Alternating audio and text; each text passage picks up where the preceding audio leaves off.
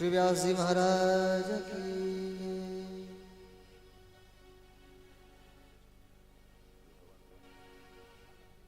ओम ओखदे प्रतिमोदत्वं पुष्पवदे प्रसूवरे अस्वायव सजित्वरीर्वीरुधा पारैष्णवः पुष्पं पुष्पमालां समर्पयामि। पुराणपुरुषोत्तमाय नमः श्रीकृष्णचन्द्राय नमः।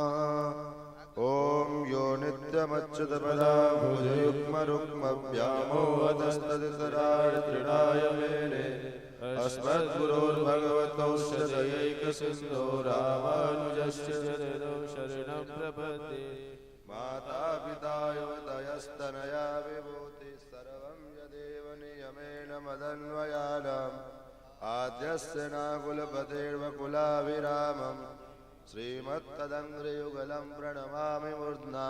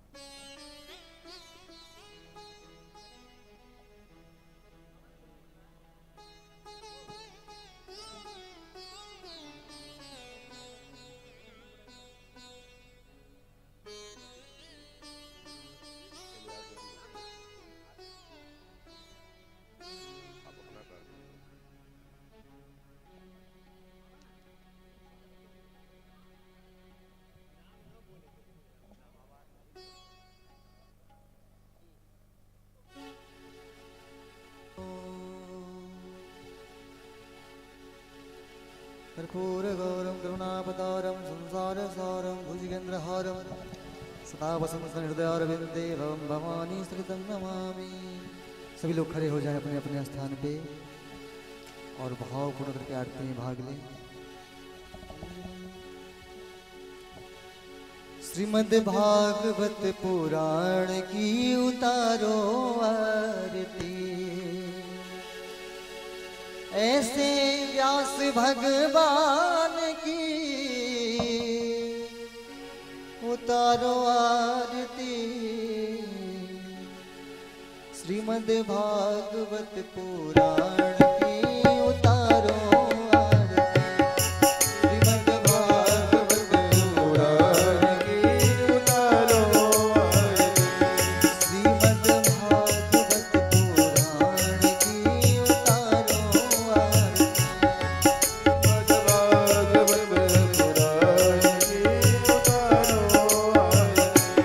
प्यारे कृष्ण भगवान की उतारो आरती, प्यारे कृष्ण भगवान की उतारो आरती, श्रीमद् भागवत पुराण की उतारो आरती, श्रीमद् भागवत पुराण की उतारो आरती, श्रीमद् भागवत पुराण की उतारो आरती।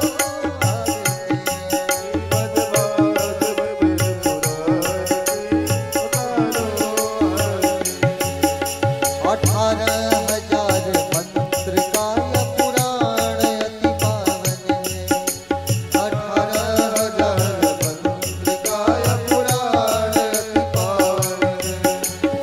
वेद व्यास की अनुपम रचना सुर नर मन भावन है, वेद व्यास की अनुपम रचना सुर नर मन भावन है। ऐसे व्यास भगवान की उतारो आरती, ऐसे व्यास भगवान की उतारो आरती, ऐसे व्यास भगवान की उतारो आरती, ऐसे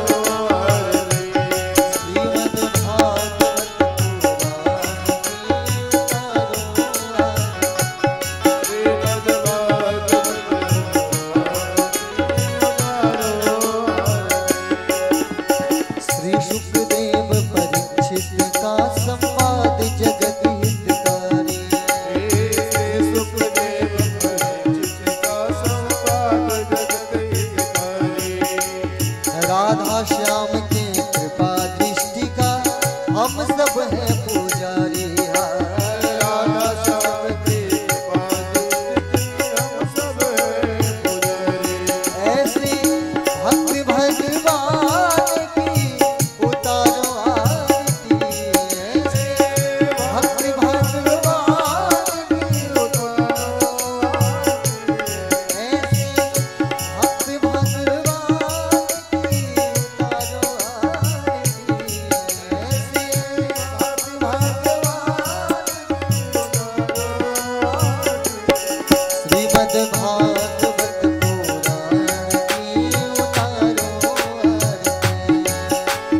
आरती। ऐसी करुणा निधान की उतारो आरती। ऐसे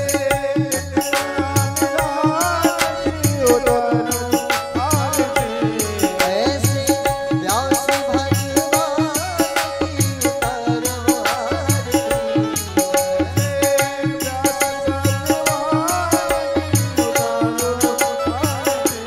श्रीमद् भागवत पुराण की उतारो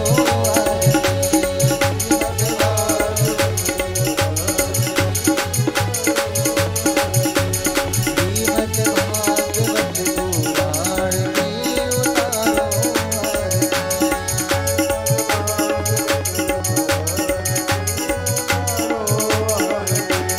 हरे कृष्ण भगवान की उतारो हरे कृष्ण भगवान की उतारो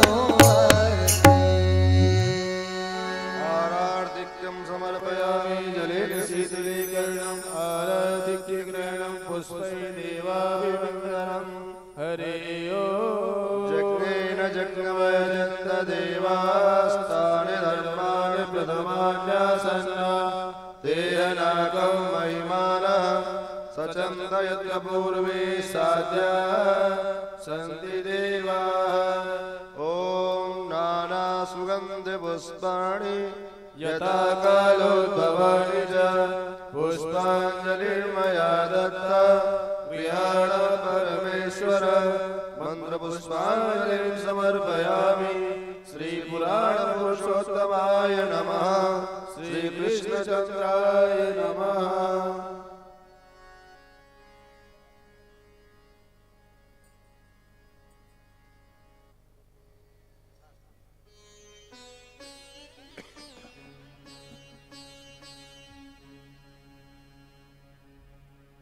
श्री हरि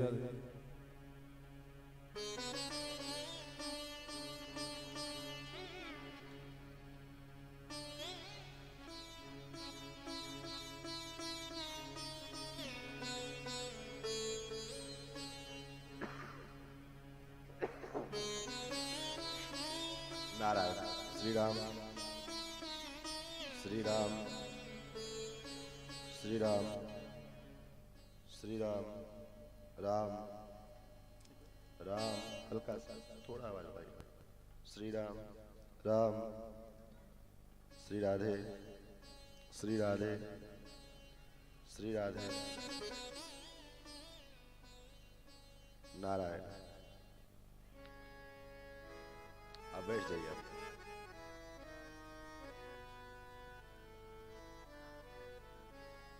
श्री सीतारामचंद्र भगवान की जय।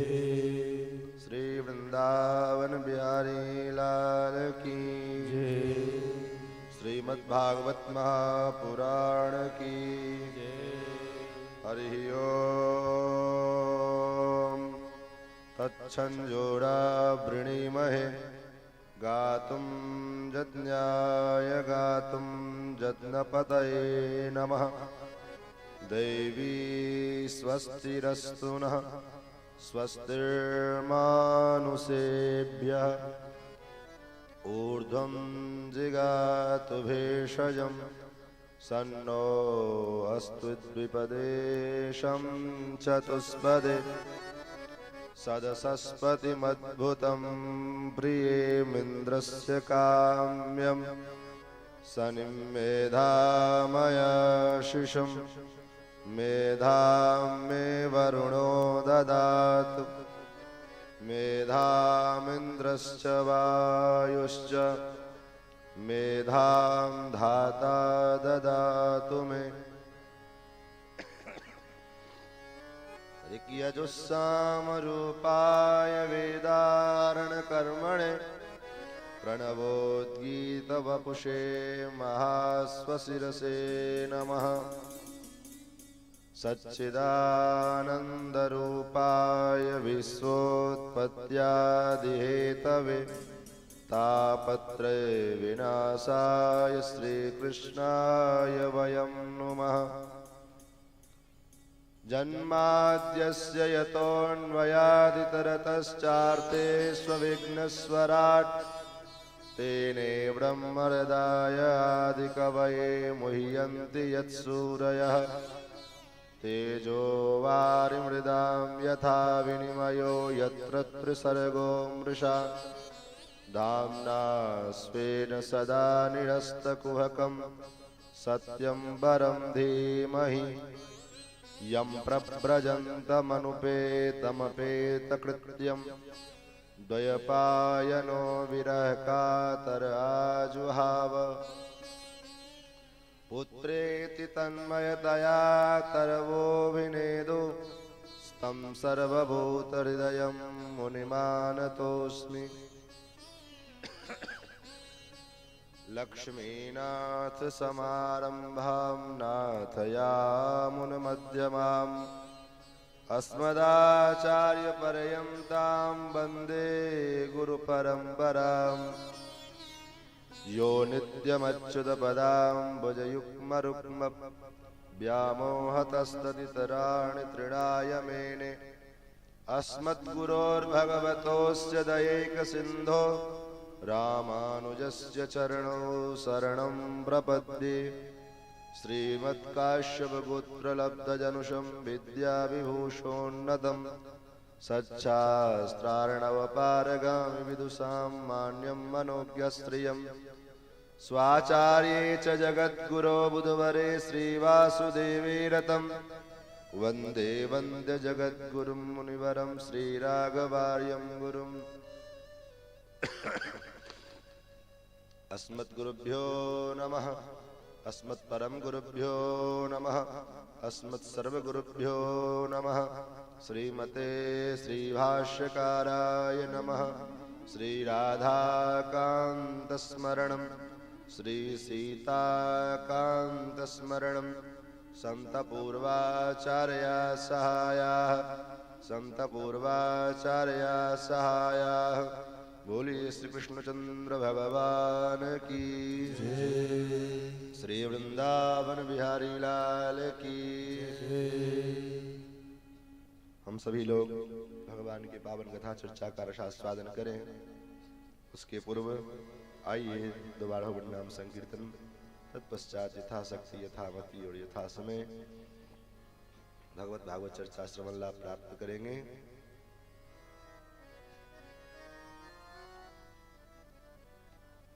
कृष्ण गोविंद गोविंद गोपाल नंद लाल कृष्ण गोविंद गोविंद गोपाल नंद लाल कृष्ण गोविंद गोविंद गोपाल नंद लाल कृष्ण गोविंद गोविंद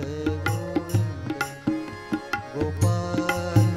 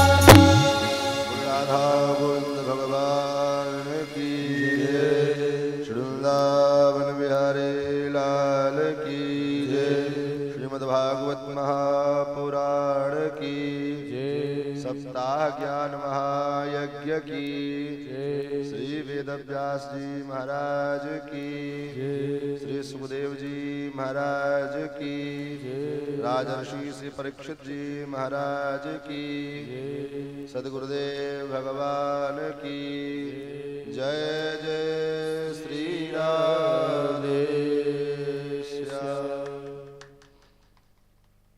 अनंत कोट ब्रह्मांडाधिनायक भक्तवांछा कल्पतरु श्वेतर समस्त वस्तु विलक्षण अकारण करुणा वरुणालय सौशील्य वात्सल्य मार्दव आर्जव आदि गुणों की सिंधु नंद नंदन श्याम सुंदर श्री कृष्णचंद्र जिनकी महती कृपा करुणा के फलस्वरूप हम सभी लोग आज इस सप्त दिवसीय ज्ञान महायज्ञ के द्वितीय सत्र में प्रवेश कर रहे हैं।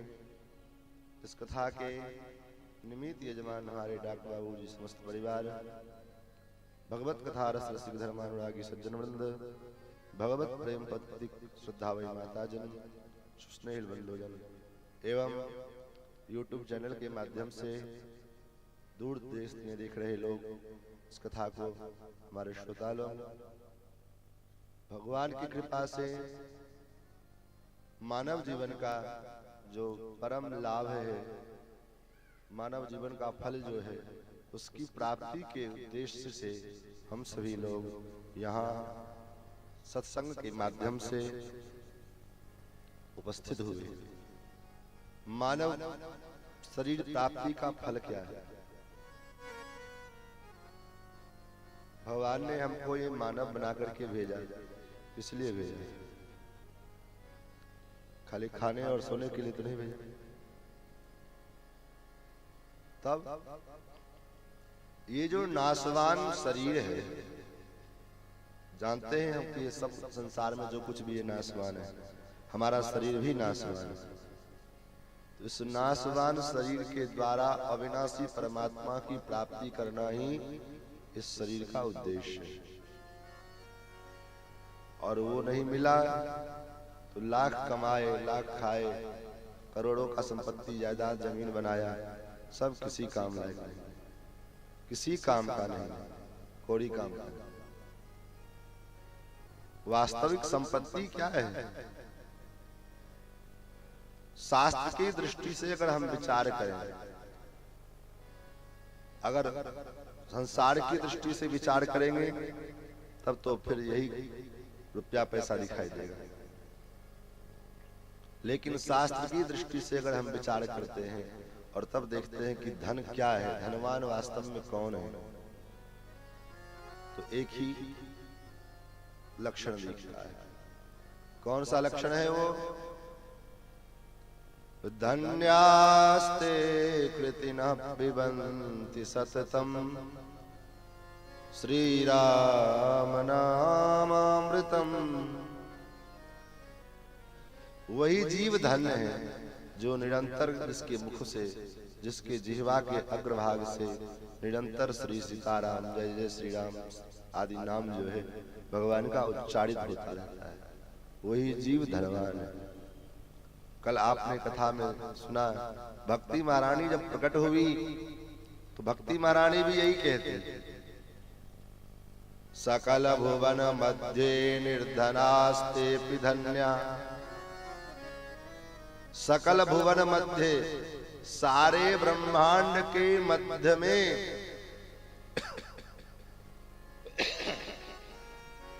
तो चाहे सबसे बड़ा निर्धन क्यों ना हो, एक दो जवार और गांव की बात नहीं कर रहे, सारे भुवन की बात कर रहे। 14 भुवन है ना, 7 लोग ऊपर के, 7 लोग नीचे के। इन 14 भुवनों में जो सबसे बड़ा गरीब होवे, सकल भुवन मध्य और निर्धन होवे, उसके पास खाने के लिए एक छटाक आटा तक नहीं, रहने के लिए एक हाथ का मकान नहीं, पहनने के लिए एक बित्ता कपड़ा नहीं, फिर भी धन्य है। ते भी धन्य है। कैसे धन्य है? निवसत हृदय साम श्री हरेर भक्ति रेखा, क्योंकि उसके हृदय में भगवान श्री हरि की एका भक्ति निवास करती। ये एका भक्ति भी बड़ा विचित्र है। भक्ति का जहां जहां वर्णन किया गया वहां पर में ये जरूर जोड़ा गया है। एका भक्ति का मतलब, आज ही हमारी एक माता जी पूछ रही थी कि बहुत लोग को देखते हैं राम जी की उपासना करेंगे तो कृष्ण की नहीं करेंगे, कृष्ण की करेंगे तो राम जी की नहीं करेंगे, क्या ऐसा उचित है? बिल्कुल उचित नहीं है। राम, कृष्ण और नारायण में कोई भेद अगर मानता है तो उससे बड़ा मूर्ख कोई नहीं। तो आप कहोगे महाराज इतने जो भक्त लोग हुए हैं जो राम जी की उपासना की है, कृष्ण की उपासना सबने की है, सबका रूप का एक अलग लगाव अलग है। तुलसीदास जी महाराज वृंदावन गए और वृंदावन गए तो महाराज भगवान को प्रणाम करने के लिए चले। वृंदावन बिहारी लाल क्या कहते हैं? तुलसीदास जी कहते हैं प्रभु आप स्वरूप तो वही है आपका, एक ही अंत, कोई अंतर नहीं है आप में, लेकिन मैं आपको प्रणाम करता हूं तुलसीदास। तो कुछ तो मेरा भी ख्याल करना पड़ेगा। तो क्या हुआ, कित मुरली कित चंद्रिका कित गोपियन के साथ अपने जन के कारणे श्री कृष्ण भय रघुनाथ।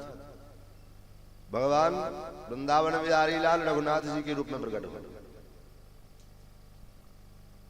तो क्या तुलसीदास जी ने क्या किया? नहीं किया प्रणाम, प्रणाम तो किया।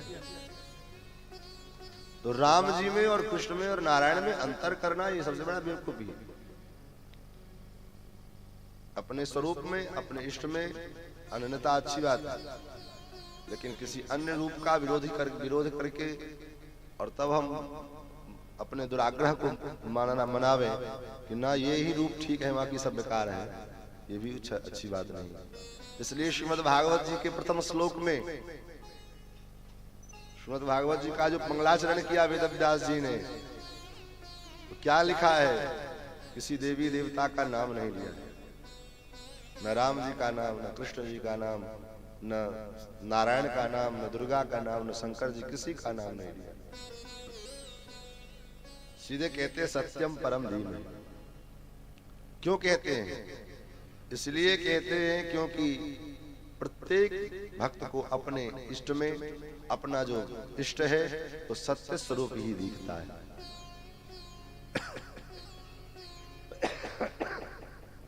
और इसीलिए श्रीमद् भागवत जी के प्रथम मंगलाचरण के श्लोक को टीकाकारों ने, विद्वानों ने 108 प्रकार के अर्थ किए।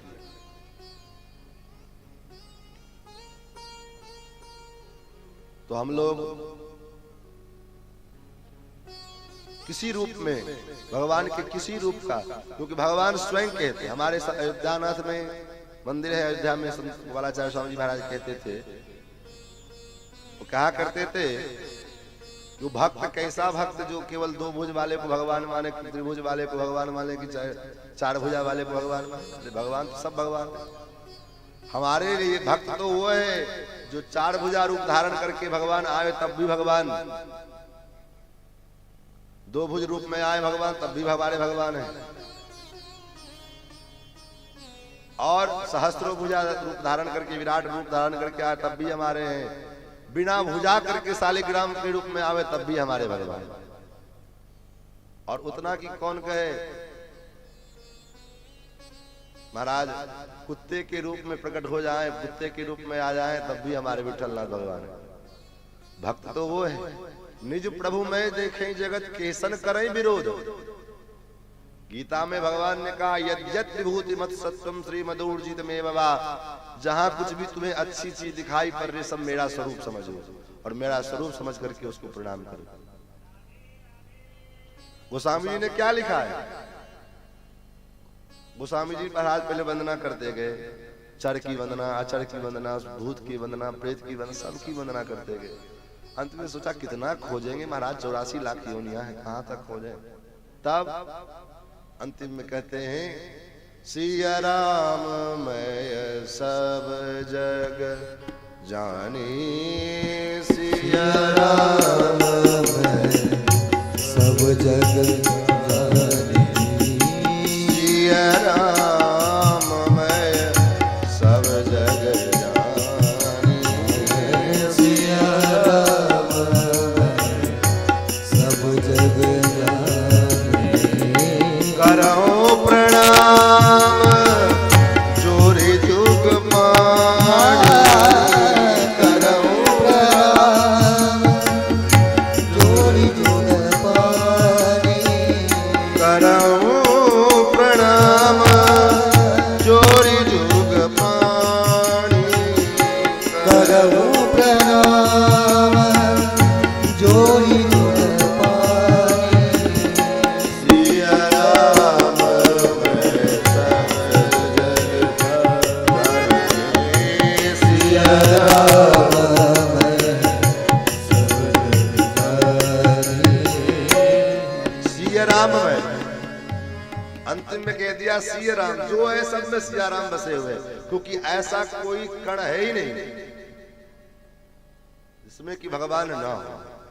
ईशावास्यमिदं सर्वम यत्किंच जगत्याम जगत्तेन तक्तेन भुंजी था मागत कस्य सिद्धनम, जो श्रुति का सिद्धांत है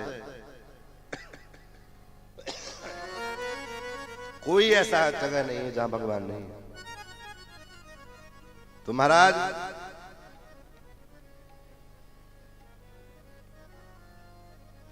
इस पचड़े में पड़ना ही नहीं, सब जगह ठाकुर जी, सब ठाकुर जी के हैं, हम भी ठाकुर जी के हैं, और जो कुछ दिखता है वो भी सब ठाकुर जी का है। ऐसा विचार करके और भगवान का चिंतन करते हुए जीवन यापन करना, यही मानवता का और मानव शरीर प्राप्ति का फल है। और यही सारे शास्त्र पुराण बतलाते भी हैं। जितने भी शास्त्र पुराण हैं, सारे शास्त्र पुराण क्या कहते हैं? 5 ही बात कहते हैं, इससे अधिक नहीं कहते। इसी को हमारे यहाँ आचार्यों ने अर्थपंचक कहा है। स्वस्वरूप, परस्वरूप, व्यूह स्वरूप, पुरुषार्थ स्वरूप, उपाय और तत्विरोध, ये 5। प्राप्त्यस्य आत्मनो रूपम प्राप्तिश्च प्रत्यगात्मनि प्रत्युपायम फलम प्राप्ति तथा प्राप्ति विरोधी च वदन्ति सकला वेदाः से इतिहास पुराण का। हमारा स्वरूप क्या है? पहले हम अपने आप को तो समझे। हम अपने आप को तो आज तक समझ नहीं पाए, हम अपने को तो जान नहीं पाए। दुनिया भर के पता नहीं क्या क्या जान लिया, लेकिन अपने को नहीं जान पाए। भक्त कहते कण कण में तुमको ढूंढा, तेरा पता नहीं है, और जब तेरा पता मिला तो मेरा पता नहीं। तो भगवान का पता मिल भी जाए तो अपने पता भूल गए, हम कौन है। तो पहला काम कि अपने आप को जानिए, कुछ जानना है। एक महात्मा कहते थे कि बुद्धि के बल पर में जाने बिना कुछ ना कुछ आदमी रहता नहीं, कुछ ना कुछ जानना चाहता है। हम भी चाहते कुछ जाने, तो क्या जाने?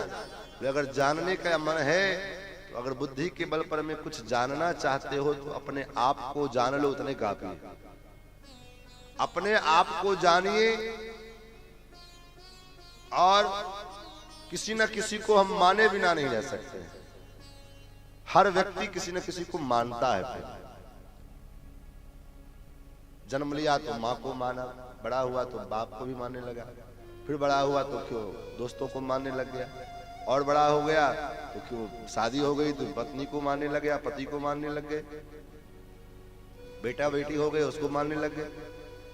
मानते गए और मान का सिस्टम चेंज होता गया, बदलता गया। हमारा मानक जो है बदलता चला गया। पहले जन्म लिया तो माँ के बिना नहीं रह सकते थे, अब विवाह हो गया तो पत्नी के बिना नहीं रह सकते। तो ये मानना ये गलत है। मानना है तो किसको माने? जो एक बार मान ले उसके बाद जीवन भर मानते रहे। किसको माने? मानना है तो भगवान को मानना। जानना है तो अपने आप को जानो, मानना है तो भगवान को मानो। और शरीर भगवान ने दिया है तो कुछ ना कुछ तो करोगे ही, चाहे पाप करो चाहे पुण्य करो, कुछ ना कुछ तो होगा। क्योंकि न ही कश्चित क्षणमपि जातु तिष्ठत्य कर्म कृत। भगवान गीता में कहते हैं कि एक क्षण भी मनुष्य इस शरीर से कुछ न कुछ कर्म किए बिना नहीं रह सकता है। कुछ न कुछ तो करेगा, चाहे उपद्रव ही करेगा, लेकिन करेगा तो कुछ न कुछ किए बिना नहीं रह सकते हैं। तो क्या करें महाराज? बोले बस एक काम कीजिए। कुछ नहीं कर पाते, शरीर से हम लाचार हैं, धन से लाचार हैं, तो बोले एक काम करो। क्या करें? श्री राम जय जय राम, सीताराम सीताराम करते लोग। कुछ करने के लिए 1 रुपया भी नहीं लगना है, खर्चा भी नहीं लगना है, और उसमें कोई ज्यादा बल भी नहीं लगना है। ऐसा नहीं कोई पुरुषार्थ करना है उसके लिए, कुछ नहीं करना। फुर्सत नहीं मिलता है महाराज, क्या करें? बोले रोटी बनाते हो? बोले हाँ रोटी तो रोज बनाते। आटा गोला बनाते हो? गोला बनाओ तो एक बार सीताराम, फिर उसको क्या बोलते हैं चौका पे बेलो तो फिर सीताराम, तवा पे डाले सीताराम, पलटे फिर सीताराम, निकाले उस पर से फिर जो सेकने के लिए चिमटा लेकर के तो सीताराम। अब क्या हुआ? वो बोले अब वो रोटी नहीं है, वो इतना सीताराम सुनते सुनते वो रोटी भी जो है सीताराम में हो गया है कि अब वो रोटी जिसके पेट में जाएगा ऑटोमेटिक उसके पेट से भी सीताराम निकलेगा। दक्षिण भारत में एक भक्त थे जिनके गोबर के कंडे से भी विठल विठल निकलता था। तो महाराज फुर्सत को खूब फुर्सत है। कितना फुर्सत चाहिए? झाड़ू लगा रहे हो, फालतू इधर उधर करते हो, उससे क्या फायदा? झाड़ू लगाते हो, झाड़ू लगाते समय अनजान न जाने कितने पाप बन जाते हैं।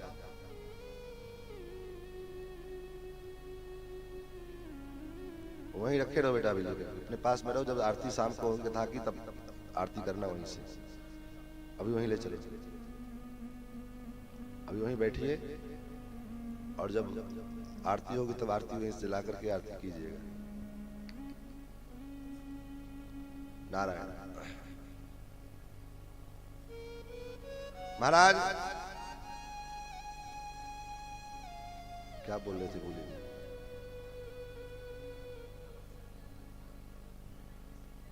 महाराज हम रोज कुछ न कुछ पाप ऐसे करते हैं जो अनजान में होता है बड़ा पाप। जैसे झाड़ू लगाते हो ना, झाड़ू में कितने न जाने चूटा चूटी जो है जीव जंतु आकर के मर जाते हैं। तो झाड़ू लगाते समय अगर भगवान नाम संकीर्तन करते हुए अगर झाड़ू लगा रहे हो तो क्या होगा? बोले वो पाप आपसे मुक्त हो जाए, उस पाप से आप मुक्त हो गए। इसलिए फुर्सत की बात मत, बहाना मत कि फुर्सत नहीं। तो अब आइए कथा की ओर भी चलें। बहुत बात हो गई। सर्वप्रथम कल आप लोगों ने संक्षेप में पद्म पुराणोक्त जो भागवत जी का महात्म्य है इसका वर्णन श्रवण किया। आगे मूल कथा का आरंभ करते हुए वेदव्यास जी ने पहले मंगलाचरण किया है। जन्माद्यस्य यतोन्वयादितरतश्चार्थे सुविघ्नस्वराट् तेने ब्रह्म हृदय आदि कवये मुह्यन्ति यत्सूरयः तेजो वारि मृदां यथा विनिमयो यत्र सर्गो मृषा धाम्ना स्वेन सदा निरस्तकुहकं सत्यं परं धीमहि। महाराज वेदव्यास जी कहते हैं जन्माद्यस्य यतः, जिनके द्वारा जन्म आदि लीलाएं हुई। हॉर्न का रिपीट भैया मत, अब पंडाल में नहीं आना चाहिए। अगर हॉर्न का आवाज बढ़ाना है तो हॉर्न को कहीं दूर ले जाके बांध दो। पहले कितना अच्छा तो बज रहा था, फिर काहे छेड़छाड़ कर रहे? बाहर सुनाने से थोड़ी मतलब है। जिनको सुनने का गर्ज होगा पंडाल में आके बैठे कथा सुन लेंगे, नहीं सुनना होगा तो कितनों हॉर्न लगा दोगे नहीं सुनेंगे।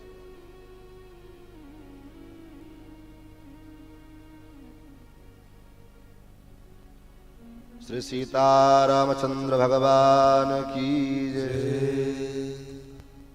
जन्माद्यस्य यतः, ये वेदांत का सूत्र है। अर्थात जिनके द्वारा, यतः माने जिससे, जन्म आदि की लीला, अर्थात हमारे ही नहीं पूरे सृष्टि की जो है उत्पत्ति पालन आदि जो लीला है जिनसे होता है। और चार्थे स्विघ्नस्वराट, वो परमात्मा है कैसा? बोले स्वराट है। वो जो ब्रह्म है जो ऐसा करने वाले हैं वो कौन है, कैसे हैं? बोले स्वराट है। स्वराट का मतलब बोले स्वे स्वरूपेश राजते इति स्वराट, जिनको प्रकाशित होने के लिए किसी से प्रकाश की आवश्यकता नहीं पड़ती है। बल्ब को जलने के लिए करंट की आवश्यकता है, सूर्य को प्रकाशित होने के लिए प्रकाश लेना पड़ता है, चंद्रमा को प्रकाशित होने के लिए प्रकाश लेना पड़ता है। लेकिन जो परमात्मा स्वयं प्रकाश है, उन्हें किसी से कोई प्रकाश की आवश्यकता नहीं है। इसलिए भगवान जो सृष्टि भी करते हैं तो बनते भी भगवान हैं और बनाते भी भगवान हैं। ये बात कुछ समझ में नहीं आती, बात पल्ले नहीं पड़ती है ना। भाई बनते भी बनाते हैं भगवान, ठीक है, लेकिन बनते कैसे? जैसे मिट्टी का बर्तन कुम्हार बना सकता है, लेकिन कुम्हार मिट्टी कैसे बन सकता है? भाई बर्तन न बनाएगा लेकिन मिट्टी तो नहीं बन जाएगा। लेकिन यही विशेषता है, भगवान बनते भी हैं और बनाते भी हैं। कैसे, एक उदाहरण से आप समझ जाएंगे। हमारे आपके घरों में देखते हैं मकड़ी जाला लगा देते हैं, तो क्या कोई आदमी बता सकता है कि वो मकड़ी जाला कौन से दुकान से लाते, किस फैक्ट्री से बनकर के जाला आता है? जो जाल बनती है मकड़ी, वो जाल किस फैक्ट्री का है, किस कंपनी का है, कोई बता सकता है? वो जाल मकड़ी स्वयं बनाती है, और मकड़ी जाल बनाने के लिए कहीं से कोई धागा लेकर के आती है, बोले ना, धागा भी वो अपने अंदर से प्रकट करती है। तो उस जाल के बनने के कारण बनाने वाला भी वो मकड़ी है और बनने वाला भी वो मकड़ी है। तो जब एक सामान्य मकड़ी ऐसा कर सकते हैं, तो अघटित घटना पटी ऐसी भगवान की ऐसी माया, जो कर्तुम कर्तुम न था कर्तुम समर्थ परमात्मा, वो परमात्मा क्यों नहीं कर सकते? तो भगवान भी सृष्टि की उत्पत्ति भी करते हैं, बनते भी हैं और बनाते भी हैं। इस सृष्टि के अभिन्न निमित्तोपादान कारण है। जो निमित्त कारण अलग होता है, उपादान कारण अलग होता है।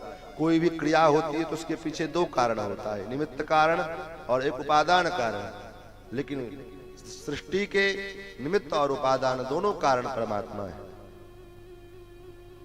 कहते हैं तेने ब्रह्म हृदय आदि कवि, आदि कवि जो ब्रह्मा जी हैं, उनको भी जिन्होंने ज्ञान प्रदान किया। ब्रह्म मने, ब्रह्म शब्द के कई अर्थ होते हैं। ब्रह्म मने परमात्मा भी होता है, ब्रह्म मने वेद भी होता है। इसलिए तो वेद को पढ़ने वाले को ब्रह्मचारी कहते हैं। ब्रह्मचारी, ब्रह्मचारी का मतलब क्या है? वेद, वहां पर में ब्रह्म का मतलब वेद, और जो वेद का चरण करते, वेद को अध्ययन करते हैं, वो ब्रह्मचारी। तो जिन्होंने संपूर्ण वेद का ज्ञान ब्रह्मा जी को दिया, जिनकी लीला को देख करके मुह्यन्ति यत् सूरयः, बड़े बड़े ज्ञानी लोग भी व्यामोहित हो जाते हैं। और ऐसे जो परमात्मा है, ऐसे सत्य स्वरूप परमात्मा का हम सभी ध्यान करते हैं। सत्य भगवान श्याम सुंदर शुक्ल भगवान के निमित्त अर्थ निकाला है। कई महापुरुष भगवान के नाम, वैसे भगवान के रूप, वैसे भगवान के धाम, वैसे भगवान स्वयं। एतत् चतुष्टयम् नित्यम सच्चिदानंद विग्रहम, नाम में, रूप में, लीला में और धाम, ये चारों जो है सच्चिदानंदमय है। तो बहुत से लोग कहते हैं ना, ये सत्य क्या है? तो सत्य भगवान का नाम है। और यहाँ नाम महाराज की वंदना की गई, क्योंकि कलयुग है, कलयुग में नाम की ही विशेषता है। तो नाम ही एकमात्र आधार है कलयुग के जीवों के लिए। तो नाम का ही मानो यहाँ पर में मंगलाचरण किया गया है। उसके बाद भागवत जी में किस विषय का निरूपण किया गया है, इस पर चर्चा की है। धर्म प्रोज्यत कई तबोत्र परमो निर्मत्सराणाम सताम, वेद्यम वास्तवमत्र वस्तु शिवदम तापत्रयोन्मूलनम, श्रीमद्भागवते महामुनिकृते किंबा परेरीश्वरः, सद्यो हृदयवरुध्यते त्रिकृतवे शुश्रूषविस्तक्षणात्। महाराज वेदव्यास जी कहते हैं कि मैंने इस श्रीमद् भागवत में विशुद्ध भागवत धर्म का निरूपण किया है। विशुद्ध भागवत धर्म क्या है? तो जिस धर्म में एकमात्र उद्देश्य रहता है। क्या उद्देश्य? जैसे लक्ष्मण जी का उद्देश्य, मोरे सब एक तुम स्वामी, मोरे सब एक तुम स्वामी, मोरे सब एक तुम स्वामी, दीन बंधुर अंतर्जामी, दीन बंधुर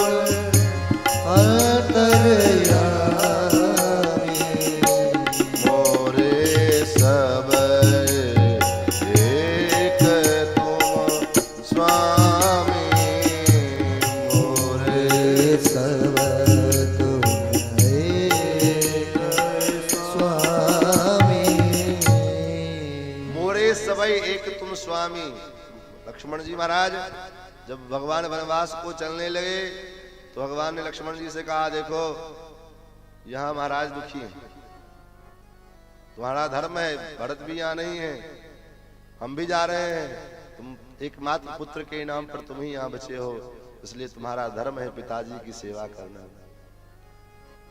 लक्ष्मण जी ने क्या कहा, गुरु पितु मात न जाने काहू, मैं किसी को नहीं जानता महाराज, न गुरु जी को जानता हूँ, न पिताजी को जानता हूँ, न माता जी को जानता, किसी को नहीं जानता। तब मोरे सवई एक तुम स्वामी, मेरे लिए तो सब कुछ आप हो। ये है परम धर्म, जिस धर्म में परमात्मा के अतिरिक्त, परमात्मा की प्रसन्नता के अतिरिक्त और कोई भी उद्देश्य नहीं होता। किस विधि से हम क्या करें जिससे भगवान प्रसन्न रहे, हमारा प्राणाधार प्राण प्रियतम श्याम सुंदर प्रसन्न रहे। ब्रज की गोपियां यही इसी के लिए तो परेशान रहती है, सुबह से लेकर के सायंकाल तक उतने में गोपियां मस्त रहती है कि हम क्या करें कि गोविंद प्रसन्न रहे, जो जिससे ठाकुर जी प्रसन्न हो। हमारे क्रिया का प्रत्येक उद्देश्य यह हो जाए, ये काम मैं क्यों कर रहा हूं, किस लिए कर रहा हूं। भागवत हम सुन रहे हैं, क्यों सुन रहे हैं, इसलिए कि पुण्य मिलेगा बोले ना, तब बोले हमारा ठाकुर प्रसन्न रहे। हम पूजा पाठ क्यों करें, बोले भगवान की प्रसन्नता की। इसलिए अंतिम में पूजा पाठ के अंतिम में क्या कहा जाता है, अनेन पूजनाख्येन कर्मणा भगवान श्री राधा कृष्ण प्रियंताम न मम। ये कर्म जो मैं कर रहा हूं किसके लिए है, बोले भगवान की प्रसन्नता के लिए, कर्म मेरा नहीं है। तो महाराज जहां भगवान की प्रसन्नता का एकमात्र उद्देश्य रखा जाए, उसके अतिरिक्त और कुछ नहीं।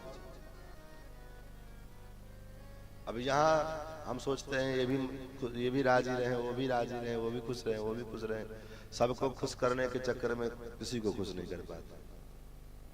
बेटा भी खुश रहे, बेटी भी खुश रहे, बहू भी खुश रहे, पत्नी भी खुश रहे, समाज के लोग भी खुश रहे, सबको खुश करने के चक्कर में जो है एक ही साधे सब सधे, सब साधे सब जाए, सब समाप्त, कोई खुश नहीं रहता। इसलिए संतों ने कहा एक परमात्मा को प्रसन्न कर लो, एक गोविंद अगर प्रसन्न हो जाएंगे तो दुनिया प्रसन्न रहेगी, सारा संसार प्रसन्न रहेगा। उदाहरण देख लीजिए, जब तक भरत जी नहीं आए थे अयोध्या, तब तक कितने लोग जो है अनेक प्रकार की वार्ता करते थे, भरत की चाल होगी, ये होगा, वो होगा। भरत जी आए तब भी लोगों ने भरत का मुंह नहीं देखा। इतना नफरत करने लगे लोग भरत जी से। लेकिन जैसे भरत जी ने निर्णय लिया कि कल सवेरे हम राम जी के दर्शन के लिए चलेंगे, प्रातः काल चले हों, प्रातः काल हम सब लोग चलेंगे। जो भरत जी पूरे अयोध्या वासियों के आंख के लिए कांटा बन गए थे, वही भरत जी महाराज सारे अयोध्या वासियों के हृदय सम्राट बन गए। क्या सभी अयोध्या वासियों के पास जा करके जो है विनती की न? सभी अयोध्या वासियों के पास जा करके महाराज निहोरा किया? कुछ नहीं किया। एक काम किया कि कल सवेरे राम जी के पास चलना है। राम जी से मिलने का संकल्प लिया, राम जी को मनाने का संकल्प किया, उतनी मात्र से सारे अयोध्यावासी प्रसन्न हो। एक काम किया, वही काम हम भी करें। दुनिया को मनाने के चक्कर में सब छूट जाएगा, कोई नहीं मन पाएगा, और राम जी को मना लेंगे तो महाराज सब मना रहे, चक्काचक रहे। महाराज परम धर्म का निरूपण, और इस धर्म को पालन करने वाले लोग कैसे होंगे? निर्मत्सराणाम सताम,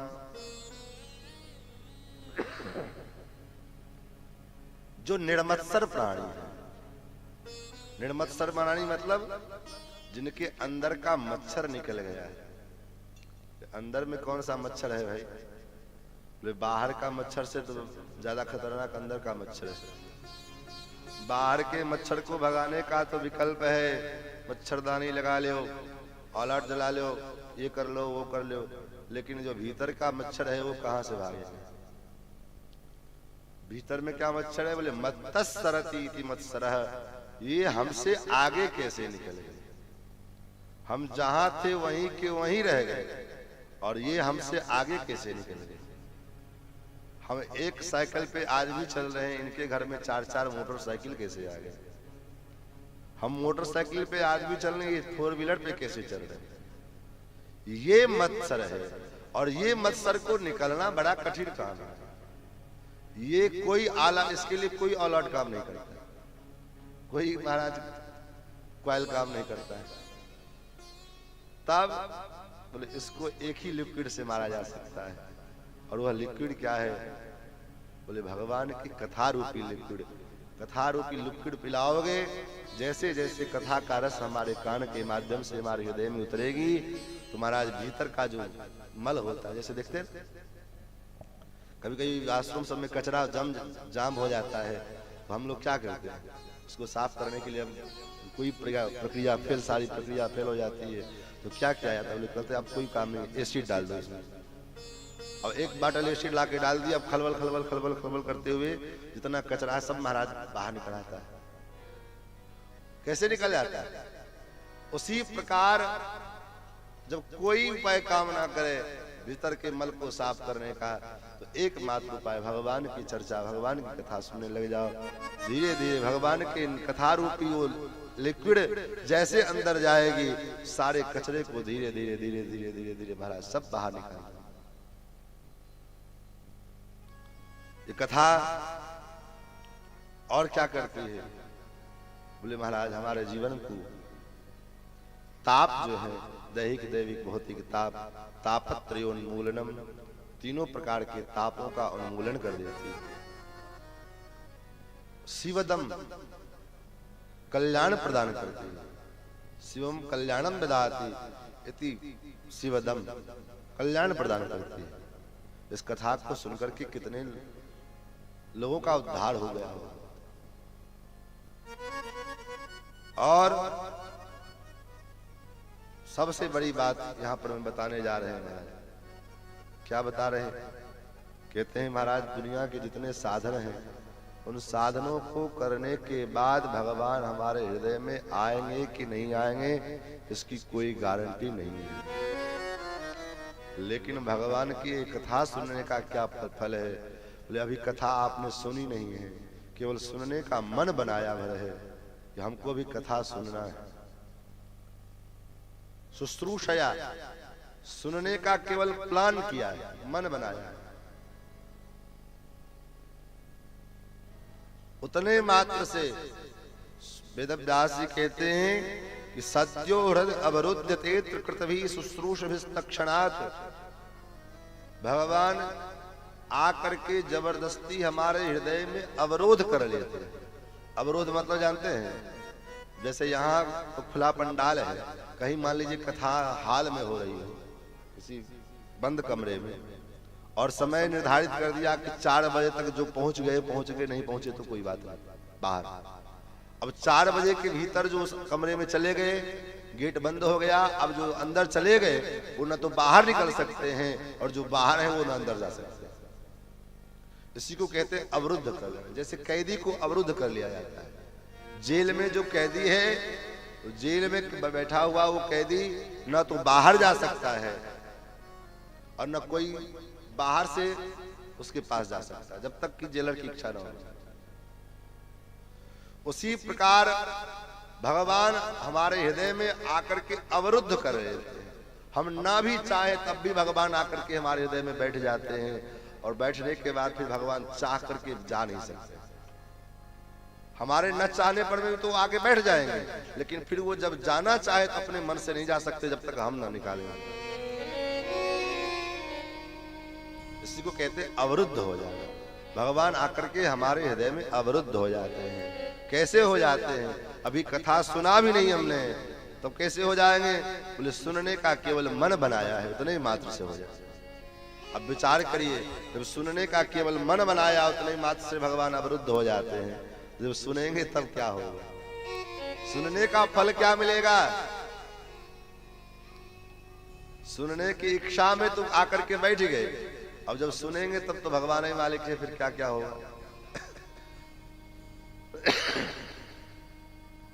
महाराज वेद व्यासी कहते हैं, निगम कल्प तरोर गलितम फलम सुखमुखादमृत द्रव संयुतम पिबत भागवतम रसमालयम मुहुरहो रसिका भुवि भावुका। भागवत क्या है? वेद निगम अर्थात वेद, वेद रूपी कल्प वृक्ष का पका हुआ फल है भागवत। और इसलिए इस फल को खाओ, पियो। कहते हैं पियो इसको। आप कहोगे फल को खाने की चीज है, पिया तो जाता नहीं। फल तो खाया जाता है, पिया थोड़ी जाता है। खाया तो तब जाता है जिस फल में छिलका होवे, गुठली होवे, तो छिलका गुठली निकाल करके तब खाया जाए। लेकिन जब उसी फल के रस को तैयार करके और जूस बना करके दे दिया जाए, अब लोग अब क्या करोगे? बोले अब तो पीना पड़ेगा। उसी प्रकार से कहते हैं, निगम कल्प तरोर गलितम फलम सुखमुखाद अमृत द्रव संयुतम। पहले ये फल था, लेकिन सुखदेव जी जैसे महापुरुष के मुख लगने के बाद ये अब रस बन गया है, इसलिए इसको अब पियो। अब कब तक पियो? बोले महाराज रसमालयम। तो क्या पता है फल खट्टा होगा कि मीठा होगा? इसकी गारंटी है मीठा ही होगा। तो कैसे गारंटी ले रहे हो? तो इसलिए ले रहे हैं कि सुख मुखाद।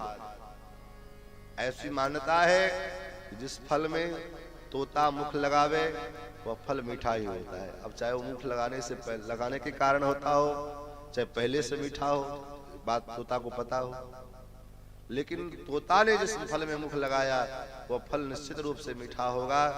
और उसमें भी सुखदेव जी जैसे तोता, कोई ऐरे गहरे नथु गहरे तोता नहीं है महाराज।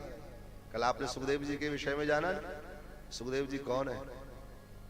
क्रीड़ा सुको श्री वृषभानुजाया, साक्षात श्री वृषभानंदनी राधा रानी के क्रीड़ा सुख है, खेलते उनके साथ। तो ऐसे सुखदेव जी का मुख लगा हुआ है। और इसलिए महाराज पियो, पिबत भागवतम रसमालयम। रसमालयम कब तक पियो? बोले पीते पीते जब तक रस के आलय न बन जाओ। रस का आलय बनना क्या है? रस का आलय बनना है कि पीते पीते भीतर और बाहर केवल भगवत रस ही बचा रह जाए और बाकी कोई रस न बचे। भगवत रस के अतिरिक्त तो और कोई रस बचे ही नहीं महाराज।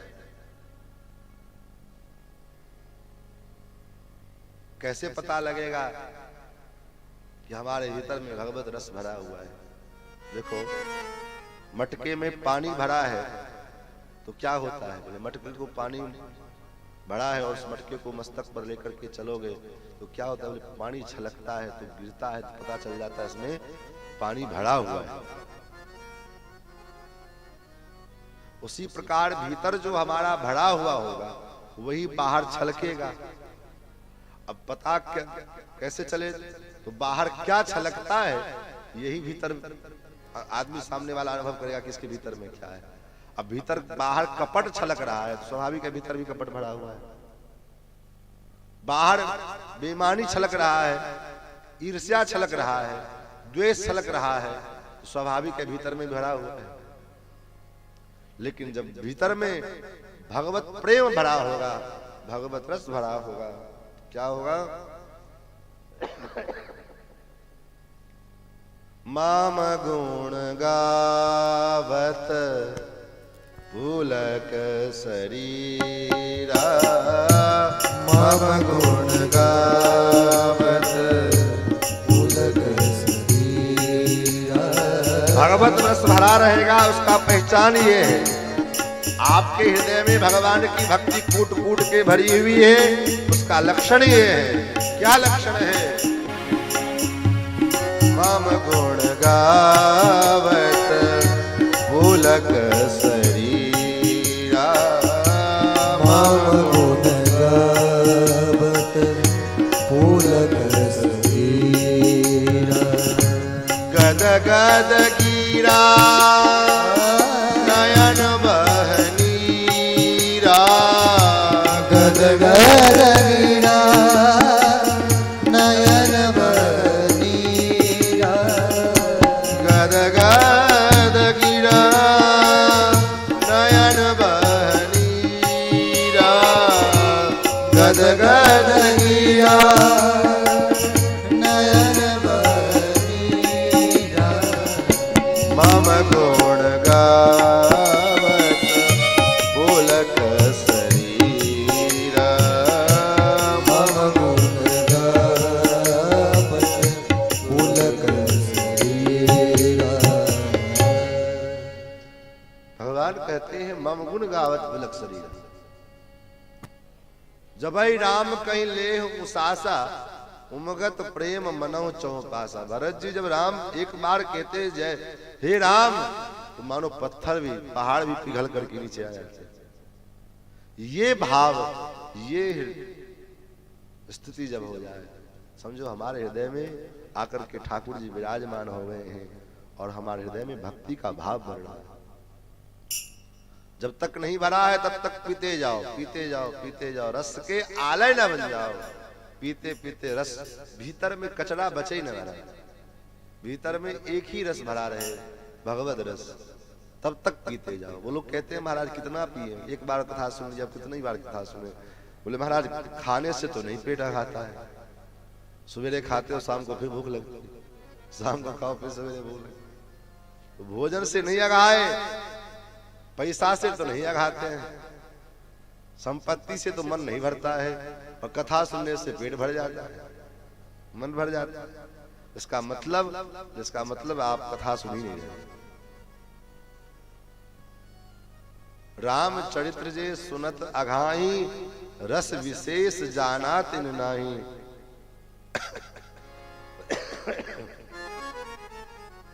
जहां पर मैं भगवान के वाल्मीकि जी से भगवान ने पूछा मैं कहाँ रहूं, तो कई स्थान बताए हैं वाल्मीकि जी ने रहने के लिए। उसमें एक स्थान बताते हैं कि जिनके श्रवण समुद्र समाना, था तुम्हारे सुभग सरीनाना, भरहि निरंतर होई न पूरे, तिनकह ही तुम कह गृह रूरे। जिनके श्रवण समुद्र के समान होवे और तुम्हारी कथा जो है छोटे छोटे नदियों के समान होवे। जैसे नदियां जाकर के समुद्र में मिलती है फिर भी समुद्र भरता नहीं है, उसी प्रकार जो निरंतर तुम्हारी कथा सुनता रहे और फिर भी उसका मन न भरे, उसके हृदय में जाकर के तुम निवास करो। इसलिए कहते हैं मोर हो रसिका वो विभावुका। अरे रसिको, अरे भाव को बार बार पियो। दो का यहाँ पर मैं विशेष नाम लिया है, पीने के लिए तो सब पी सकते हैं, लेकिन नाम दो ही का लिया है। किसका किसका? एक रसिकों का और एक भावुकों का। क्यों? और सब नहीं पी सकते? बोले पी तो सब सकते हैं, फिर दो ही का नाम क्यों लिया? इसलिए दो ही का नाम लिया है क्योंकि देखो जेठ के महीने में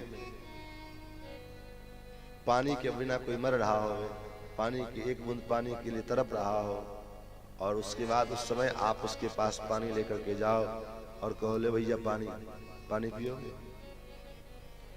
उस समय छट से वो आपके हाथ से पानी ले लेगा और पानी पी जाएगा।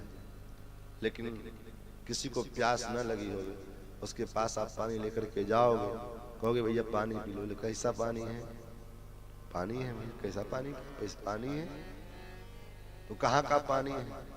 कुएं का है कि चापाकल का है कि टंकी का है, मिनरल वाटर है, कहाँ का है? तो नहीं महाराज अपने फिल्टर का पानी है। ठंडा है कि गर्म है? तो महाराज नॉर्मल है। पानी को हाथ तक नहीं लगाया, लेकिन उससे पहले 10 सवाल दाग दिए। क्यों? क्योंकि उसको प्यास लगी नहीं है। आप पानी लेकर के उसके पास चले गए तो आप कुछ तो करें, लेकिन जिसको प्यास लगी है वो एक बार भी नहीं पूछेगा कि पानी कहां से लाए, कुआं से लाए कि पोखरा से लाए, कहां से लाए। उसको प्यास लगी है, पानी भी पीना है। उसी प्रकार जो रसिक हैं, जो कथा रस रसिक हैं, भावुक हैं, वह कथा में क्या हो रहा है उससे उसको कोई लेना देना नहीं। वो तो कथा केवल हो रही है, बस कथा बस उसको प्रिय है। इसलिए कहा भावुकों और ऋषिकों का दो का नाम लिया। नैमिषारण्य क्षेत्र में यह पावन चर्चा हो रही है। 88,000 शौनकादिक ऋषि मुनि महात्मा लोग ये कथा सुन रहे हैं और श्री सूत जी महाराज ये पावन उपाख्यान श्रवण करा रहे हैं। महाराज 6 प्रश्न किया है शौनकादिक ऋषियों ने। क्या प्रश्न किया है? तो सबसे पहला प्रश्न कहते हैं किम श्रेय। प्रश्न याद रखेंगे तो कथा समझ में आएगी, क्योंकि इन्हीं 6 प्रश्नों के आधार पर में सारी कथा पूरी हुई। पहला प्रश्न किम श्रेय। तत्र दत्राञ्जसायुष्मन् भवता यद्विनिश्चितं पुंसामेकान्ततः श्रेयस्तन्न संसितुमर्हसि। महाराज श्रेय क्या है? मानव मात्र का परम श्रेय क्या है? श्रेय माने कर्तव्य, परम कर्तव्य हमारा क्या है? उसके बाद दूसरा प्रश्न अतः साधोत यत्सारं समुद्धृत्य मणिषया ब्रूहिणस्त्रधानानां येनात्मा संप्रसीदति। महाराज संत बड़े बड़े ऋषि मुनि मलात्मा विमलात्मा लोग किस वस्तु को सार मानते? सार क्या है? सार तत्व किसको माने? पहला श्रेय का, सार का और उसके बाद सूत जानासि भद्रम ते भगवान शाश्वताम पति देवक्याम वसुदेवस्य जातो यस्य चिकीर्षया। भगवान संसार में देवकी वसुदेव के यहाँ पर में बेटा बनकर के, पुत्र बनकर के आते हैं लीला करने के लिए। ऐसा क्या? वेदों ने तो भगवान को अजन्मा माना है, फिर भगवान जन्म कैसे लेते हैं? कितना हो गया? क्या प्रश्न हुए महाराज? आप लोग कुछ बताते नहीं। ऐसे होगा? कितना प्रश्न बताया अभी? 3 हुआ। चौथा प्रश्न क्या है? चौथा प्रश्न कहते हैं कि अगर भगवान अवतार लेते हैं, अवतार का प्रयोजन क्या है? अवतार लेते हैं तो कितने अवतार लेते हैं? अवतार लेकर के क्या क्या लीला करते हैं? और सबसे आखिरी प्रश्न किया है, जब भगवान इस धराधाम को छोड़ करके चले जाते हैं तो धर्म कम शरण में जाता है, फिर धर्म किसके शरण में जाता है? ये 6 प्रश्न किया। प्रश्न समझ में आ गया होगा। पहला प्रश्न क्या था? किम श्रेय। दूसरा प्रश्न सारः का, सार क्या है? तीसरा प्रश्न भगवान अवतार क्यों लेते हैं? चौथा प्रश्न अवतार लेते हैं तो कितने अवतार?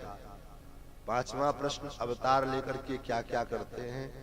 और छठा प्रश्न उनके न रहने पर जब वो लीला का संवरण करके चले जाते हैं तो धर्म किसकी शरण में जाता है? यही 6 प्रश्न। इन्हीं 6 प्रश्नों के आधार पर में पूरी कथा सूत जी ने शौनकादिक ऋषियों को सुनाई है। अब आइए पहला प्रश्न का समाधान लेकर के श्री सूत जी महाराज आते हैं। पहले भगवान का वंदन करते हैं। नारायणं नमस्कृत्य नरं चैव नरोत्तमं देवीं सरस्वतीं व्यासं ततो जयमुदीरयेत्। और उसके बाद गुरु जी की वंदना किया है। और उसके बाद कहते हैं पहला प्रश्न आपने किया कि मानव मात्र का परम श्रेय क्या है, क्या करना चाहिए? तो भगवान सूत जी महाराज कहते हैं सवै पुंसाम परो धर्मो यतो भक्ति रधोक्षजे अहेतुक्य प्रतिहताय आत्मा संप्रशीदति। प्रत्येक मानव मात्र का परम कर्तव्य यही है, सवै पुंसाम परो धर्मो, परम धर्म हमारा यही है। क्या है परम धर्म? बोले हमारा परम धर्म परम कर्तव्य यही है कि परमात्मा अधोक्षज जो श्याम सुंदर श्री कृष्ण हैं उनके चरणारविंद में हमारी भक्ति होवे। लेकिन कैसी भक्ति होवे? बोले ऐसी भक्ति नहीं कि महाराज हम आपको 51 रुपए का प्रसाद चढ़ाएंगे, हमारा बेटा मैट्रिक में पास हो जाए, ये भक्ति नहीं। तब अहित की भक्ति, बिना किसी हेतु की भक्ति, बिना किसी स्वार्थ की भक्ति। क्योंकि भगवान बिना स्वार्थ हमसे प्रेम करते हैं। भगवान ने ये जो मानव शरीर दिया इसमें भगवान का कोई स्वार्थ नहीं। भगवान निस्वार्थ भाव से भगवान ने मानव शरीर दिया, तो हमारा भी कर्तव्य बनता है कि हम भी भगवान का निस्वार्थ भाव से प्रेम करें। कैसे प्रेम करें? जैसे सूर्य को देख करके कमल स्वयं विकसित हो जाते, कमल खिल जाते हैं। कोई कमल को कान में निमंत्रण देने के लिए नहीं जाता है कि चलो भैया ये कमल महाराज सवेरा हो गया, सूर्योदय हो गए, अब तुम खिल जाओ। कोई नहीं कहने जाता है।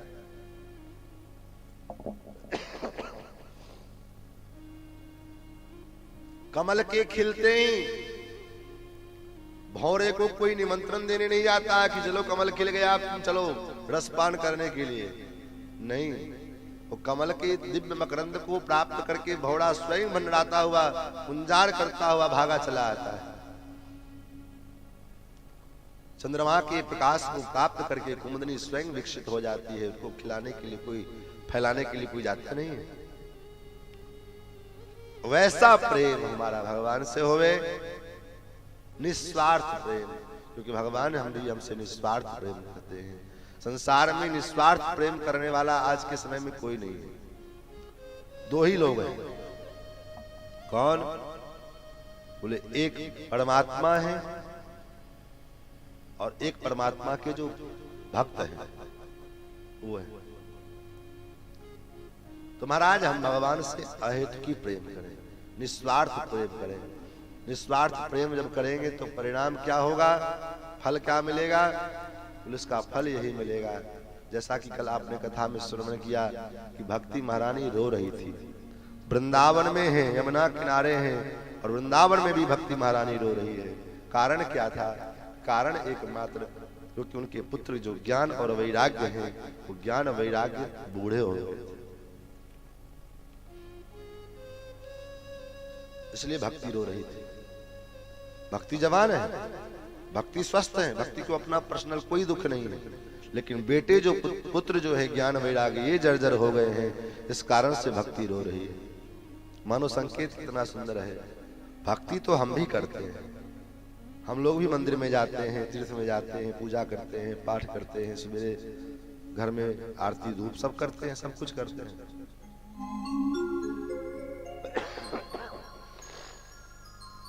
लेकिन फिर भी दुख का निवारण नहीं हो पाता है। दुखी होते हैं, तब देखो तब दुखी रोते रहते हैं। पूजा पाठ तो खूब करते हैं, तब क्यों रोते हो? कारण क्या है? बोले हम भक्ति तो करते हैं, लेकिन विचार करके देखिएगा, कोई आदमी किसी के दरवाजे पर आप जाइए और वहां पर में आपका खूब सेवा सत्कार किया जाए, लेकिन आपके जो पुत्र हैं उनका अपमान किया जाए, तो क्या आपको अच्छा लगेगा? आपका कुसम्मान होवे लेकिन आपके पुत्रों का तिरस्कार होवे, तो माता पिता को क्या अच्छा लगेगा? बिल्कुल नहीं।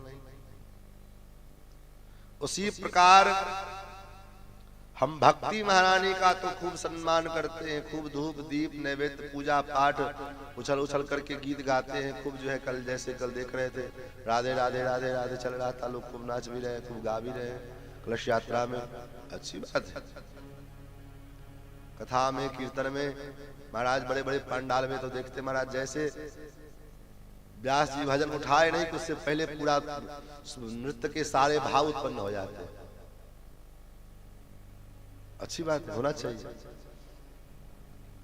लेकिन फिर भी हम दुखी होते हैं। अब क्यों दुखी है भाई? बोले भक्ति तो हमारे हृदय में है, लेकिन भक्ति के पुत्र जो है ज्ञान और वैराग्य, वो ज्ञान वैराग्य हमारे हृदय में नहीं है, जिस कारण से हम भक्ति करते हुए भी हम दुखी रहते हैं।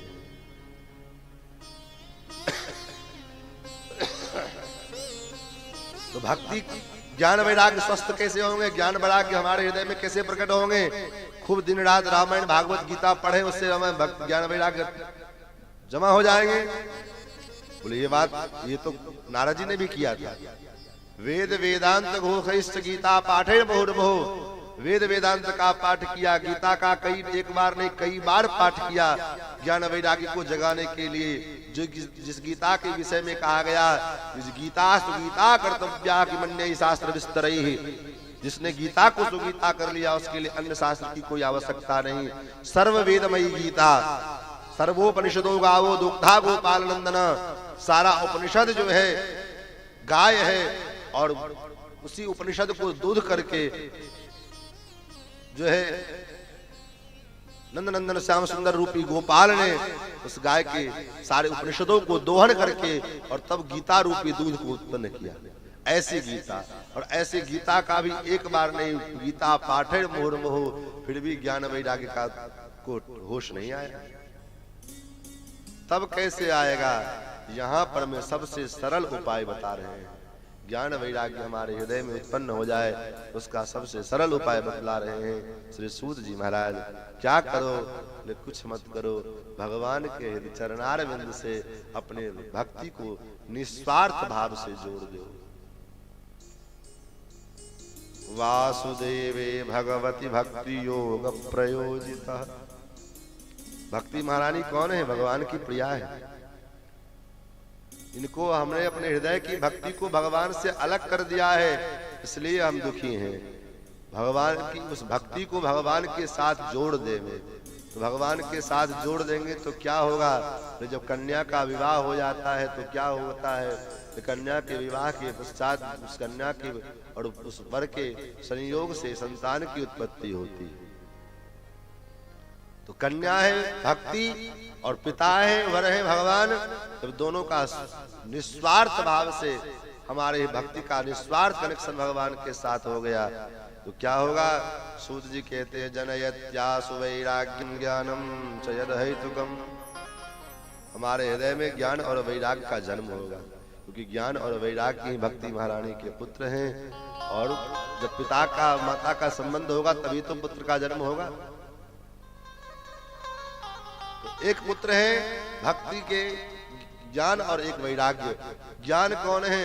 ज्ञान भगवान के समान है, और वैराग्य भक्ति महारानी के। क्योंकि संतान दो हुए तो महाराज एक बेटा किसी कोई बाप पे जाता है, कोई माँ पे जाता है। तो ज्ञान और वैराग्य हमारे हृदय में प्रकट हो जाएंगे। और जब भक्ति ज्ञान वैराग्य के साथ जब हम भक्ति करेंगे तब हम महाराज आनंद से चकाचक किसी भी परिस्थिति में रहेंगे। सबरी मैया एक जंगल में रहती है, टूटी फूटी कुटिया में रहती है, फिर भी वो मस्त रहती है। हम आप फ्लाइट में रह करके भगवान का भक्ति नहीं कर पाते, भजन नहीं कर पाते हैं, और भक्त एक से एक भक्त हुए जो कुटिया में रह करके भगवान की भक्ति कर लेते हैं। क्यों? क्योंकि उनके हृदय में वो निस्वार्थ भक्ति, वो ज्ञान वैराग्य के साथ भक्ति है, इसलिए वो भक्ति कहीं भी हुई। हमारे हृदय में वो नहीं है, इसलिए नहीं हो पाता है। महाराज सूत जी कहते हैं हम जो इतना पूजा पाठ जब तब सब कुछ करते हैं उसका फल क्या है? उसका फल क्या है? उसका फल यही है कि भगवान की कथा में प्रेम हो। धर्मस्वनिष्ठताम पुंसाम विश्वक्सेन कथासु यः नोत्पादयेद यतिरतिम श्रम एव हि केवलम। हमने अपने जीवन में जितना भी पूजा पाठ जब तब किया उसका फल यही है कि भगवान के चरणों में, भगवान की कथा में हमको प्रेम हो जाए। नहीं तो नहीं हुआ तो फिर सब बेकार है। श्रम एवं ही केवल। महाराज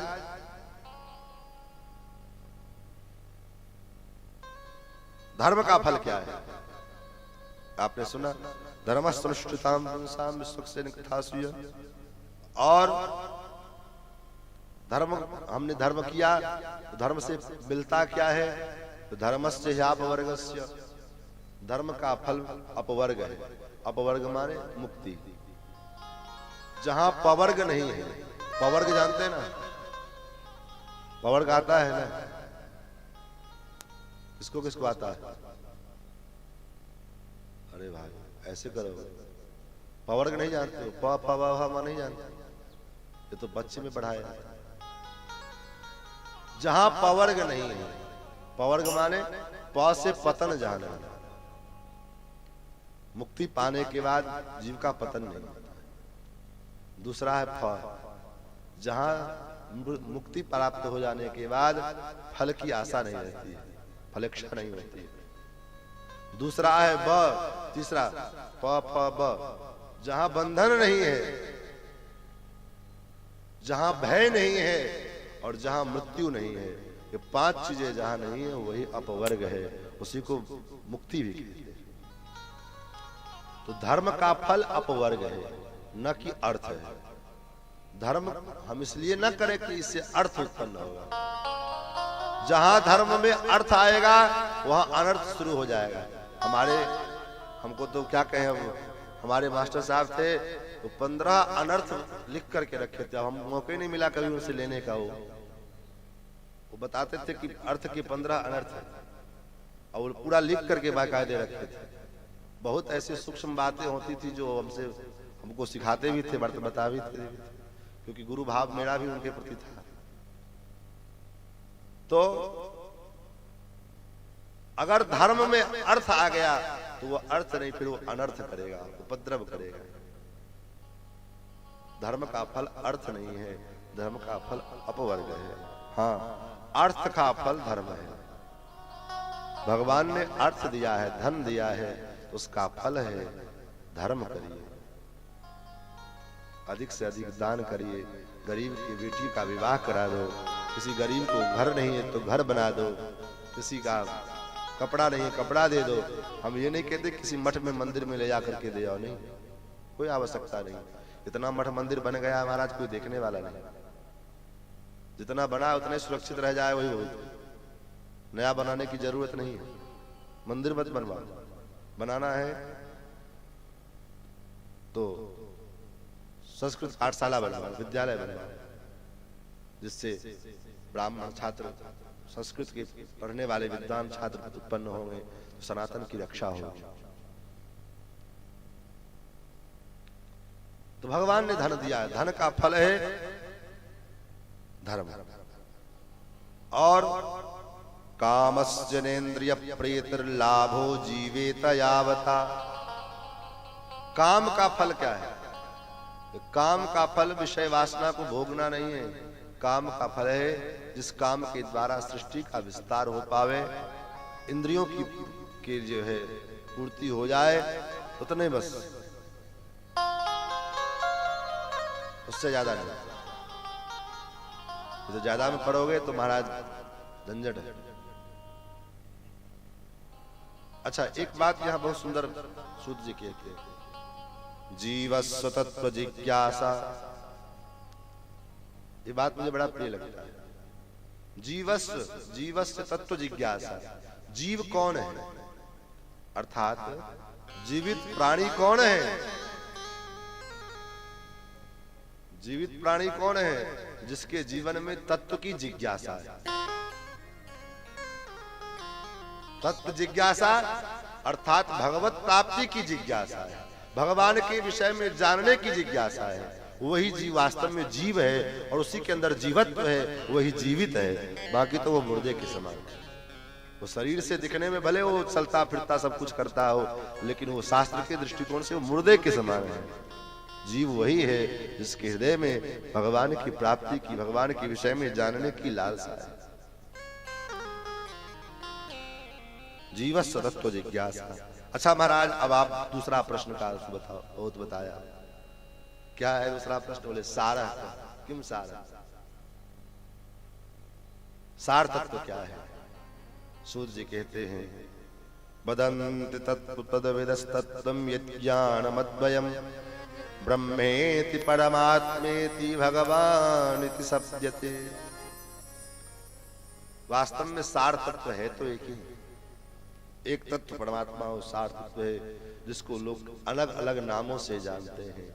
जैसे कोई ब्रह्म मानता है, कोई उनको परमात्मा कहता है और कोई उनको भगवान कहता है।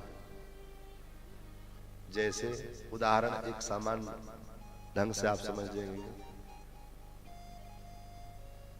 बिजली, जो बिजली जल रही है, करंट, इसका कोई आकार नहीं था, निर्गुण निराकार, कोई जानता भी नहीं था, लेकिन बिजली तो थी। फिर क्या हुआ?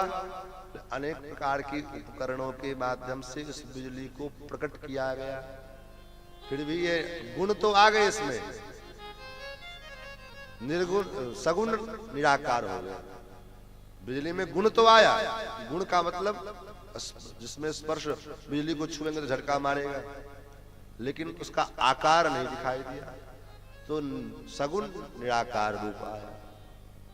फिर उसको और उपकरणों के द्वारा पावर हाउस में लाया गया, और पावर हाउस के माध्यम से फिर बड़े बड़े तार के माध्यम से 11,000 33,000 सबके माध्यम से ट्रांसफार्मर में लाया गया, और फिर ट्रांसफार्मर में उसके पावर को कम करके 444 वोल्ट कहते हैं ना,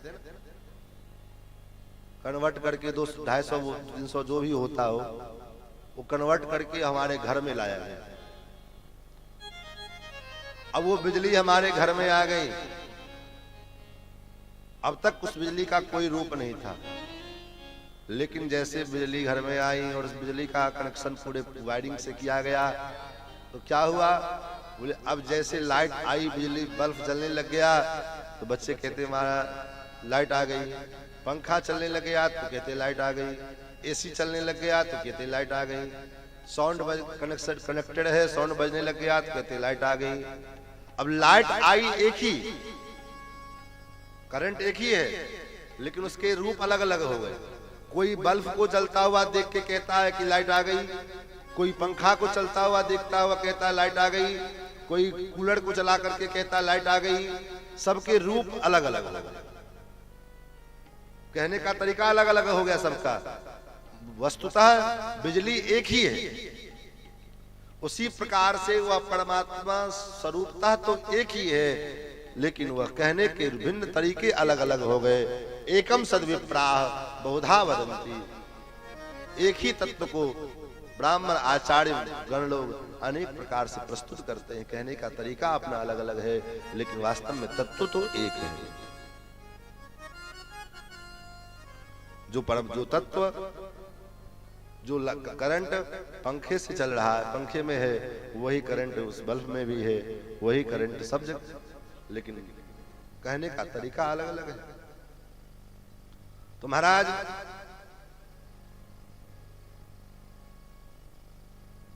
हम किसके शरण में जाएं जिससे हमारा कल्याण होवे? तो सूत जी महाराज कहते हैं कि हम भगवान के, किस भगवान के? बोले जो नारायण कला शांता भजंती है सूर्यवः।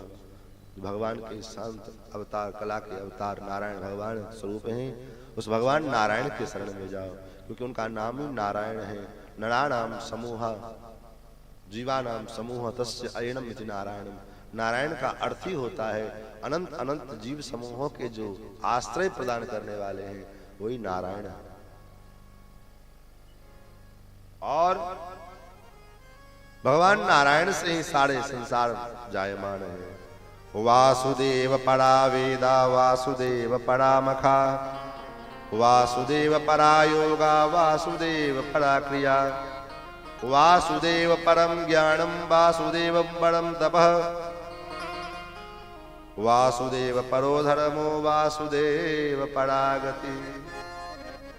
भगवान वासुदेव से ही सारे देवी देवता हैं, सारी क्रिया, सारे योग, जप, तप सब जाकर के भगवान वासुदेव में ही सम्मिलित हो जाते हैं। इसलिए हमारा आपका भी कर्तव्य है, अगर हम अपना कल्याण चाहते हैं, उस परमात्मा के सन्निधि में, उस परमात्मा के शरण में जाकर के और उनका स्मरण करते हुए उनका भजन करिए। हरि का भजन करो, हरि है हमारा, हरि का भजन करो, हरि है हमारा, हरि का भजन करो, हरि है हमारा, हरि का भजन करो, हरि है हमारा,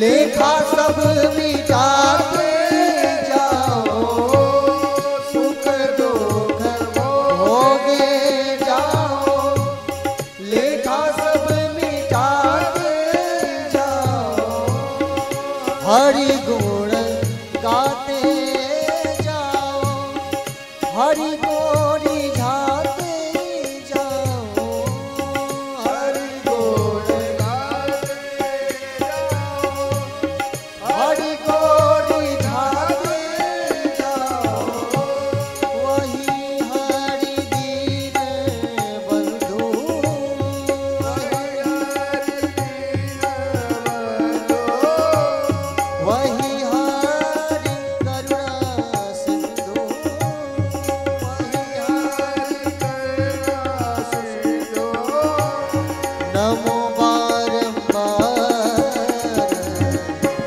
हरि का भजन करो, हरि है तुम्हारा, हरि का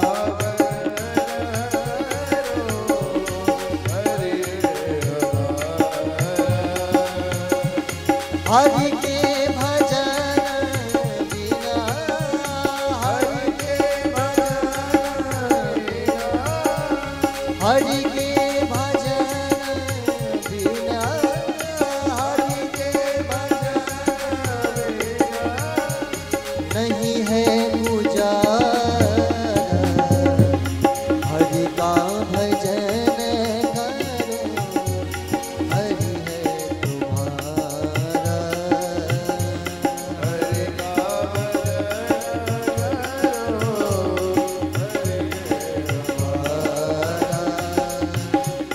हरि का भजन करो, हरि है तुम्हारा।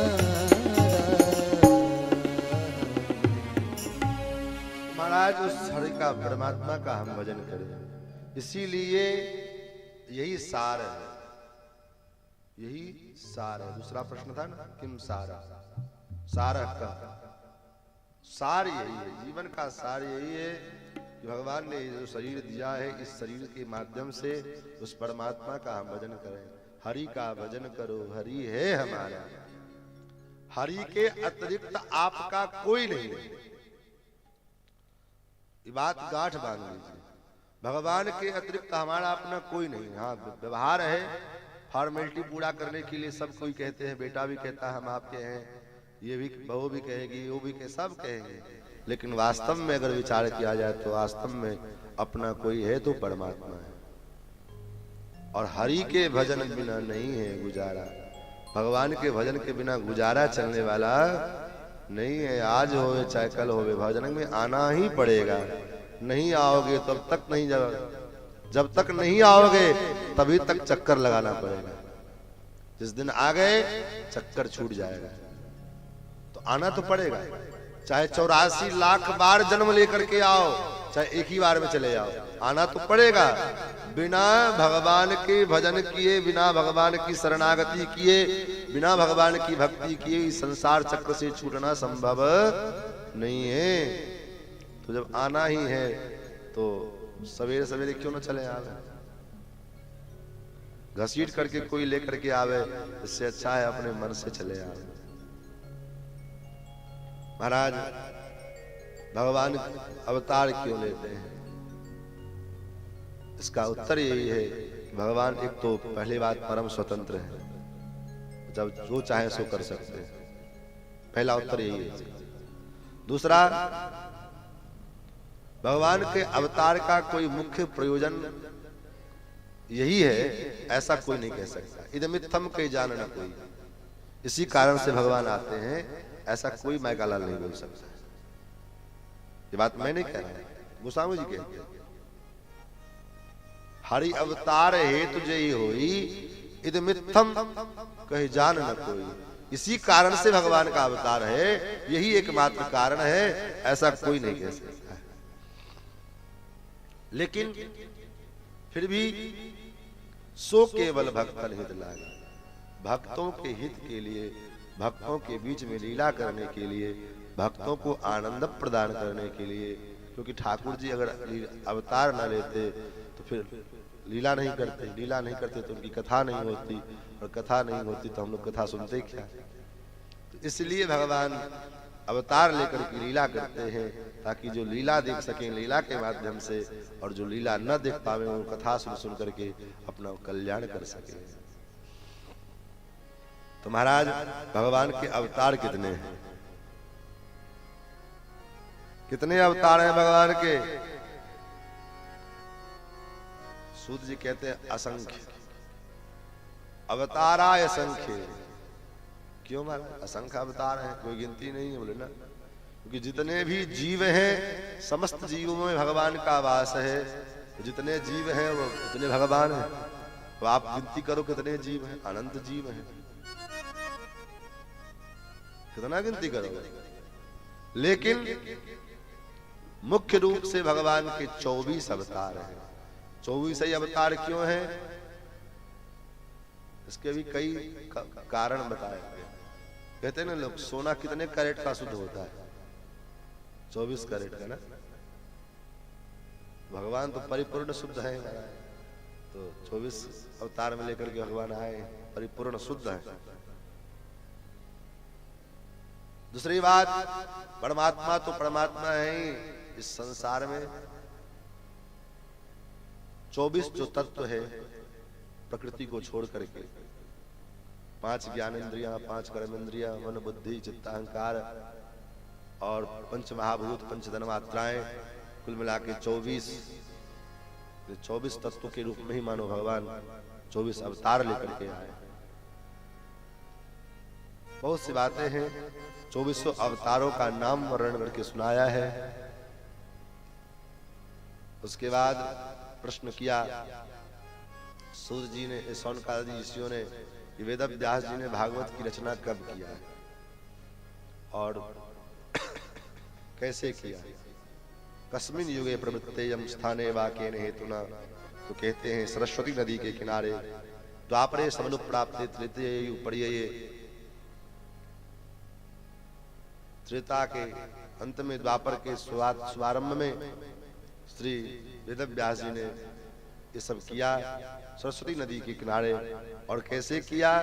बोले एक दिन अपने आश्रम में विराजमान थे, उदास थे, मन खिन्न था। तब तक नारद जी आए। नारद जी ने देखा, क्या बात है ना वेद व्यास जी, आपका मन बड़ा विचलित लग रहा है, क्या हो गया? वेद व्यास जी कहते हैं, महाराज मैंने मन में आज भी कहीं न कहीं कुछ न कुछ कमी खल रहा है। क्या कमी खल रहा है? आज भी कुछ करना बाकी रह गया है। कितना प्रेरक चरित्र है ये। हम अपने जीवन में क्या क्या किए उसी के चक्कर में पड़े रहते हैं। ये किया, वो किया, वो किया, ऐसा किया, कैसा कर दिया, वैसा कर दिया, वैसा कर दिया। और जिस वेद व्यास जी महाराज ने 17 पुराण लिख डाले, महाभारत जैसा ग्रंथ का प्रणयन किया, वेद के 4 भाग किए, वेदांत का सूत्र लिखा, इतना सब कुछ किया, वो सब भूल गए हैं।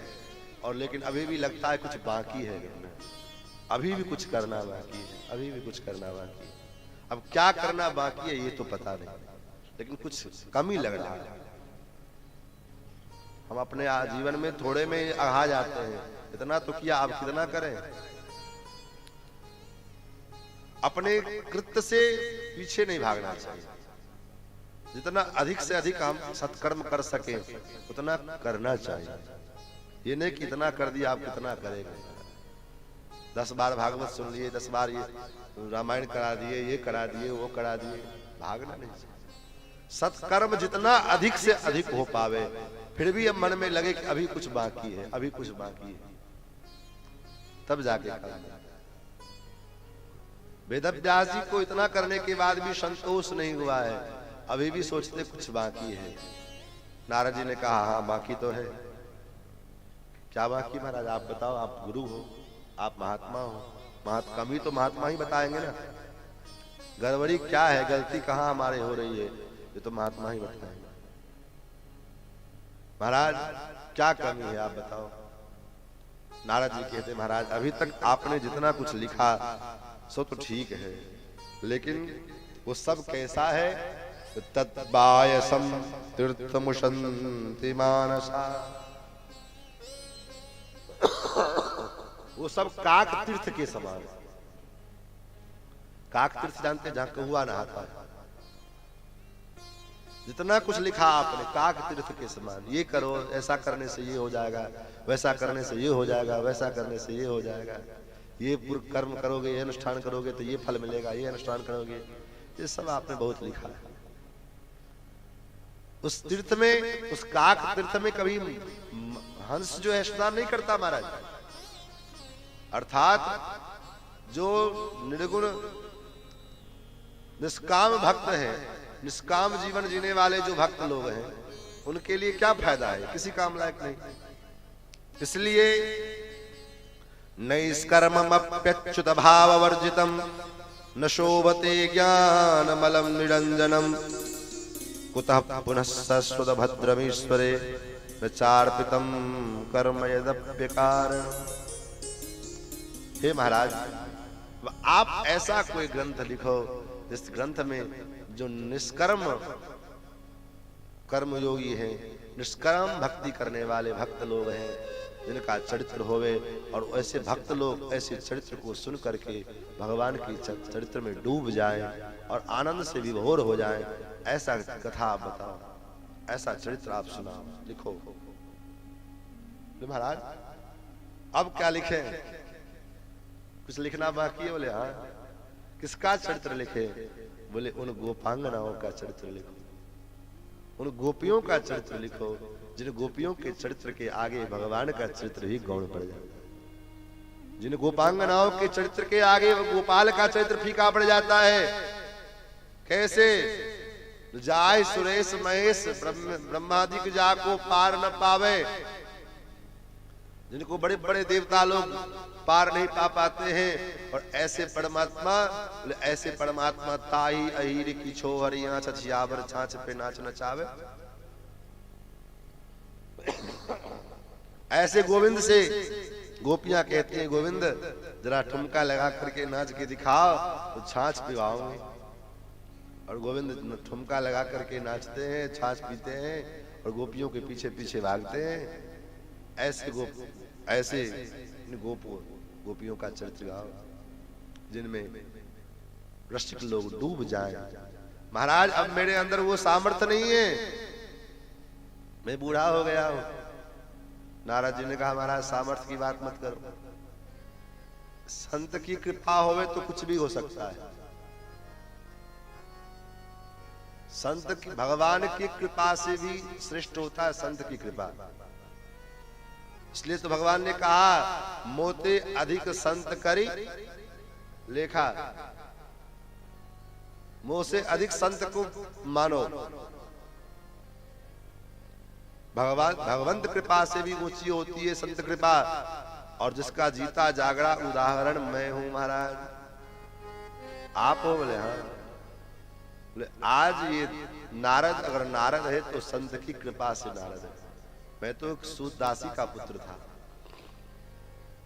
लेकिन एक दासी का पुत्र नारद ब्रह्मपुत्र बन सकता है संत की कृपा से, तो आप भागवत क्यों नहीं लिख सकते? नारद जी अपने पूर्व जन्म का वृत्तांत सुनाते हुए कहते हैं, मैं पूर्व जन्म में दासी का पुत्र था। मेरी माँ एक महात्मा के यहाँ पर मैं जो है सेवा करती थी, और एक दिन कुछ महात्मा लोग चतुर्मासा करने के लिए आए, और मैं भी बालक था, मैं भी कुछ न कुछ सेवा करता था। महाराज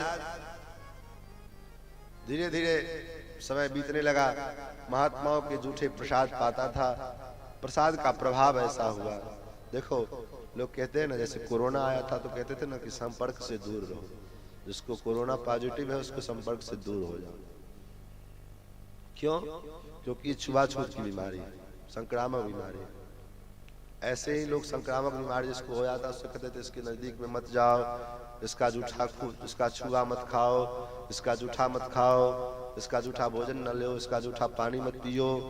क्यों? क्योंकि इसको संक्रामक बीमारी है, तुम खाओगे, तुम पियोगे, इसको तुमको भी लग जाएगा। तो महात्मा लोग कहते हैं कि संतों के पास भी एक संक्रामक बीमारी है महाराज, बड़ा खतरनाक बीमारी है। बाकी बीमारियों से तो बचा जा सकता है, लेकिन इन संत महात्माओं के पास जो बीमारी है उससे बचना मुश्किल है। कैसी बीमारी है?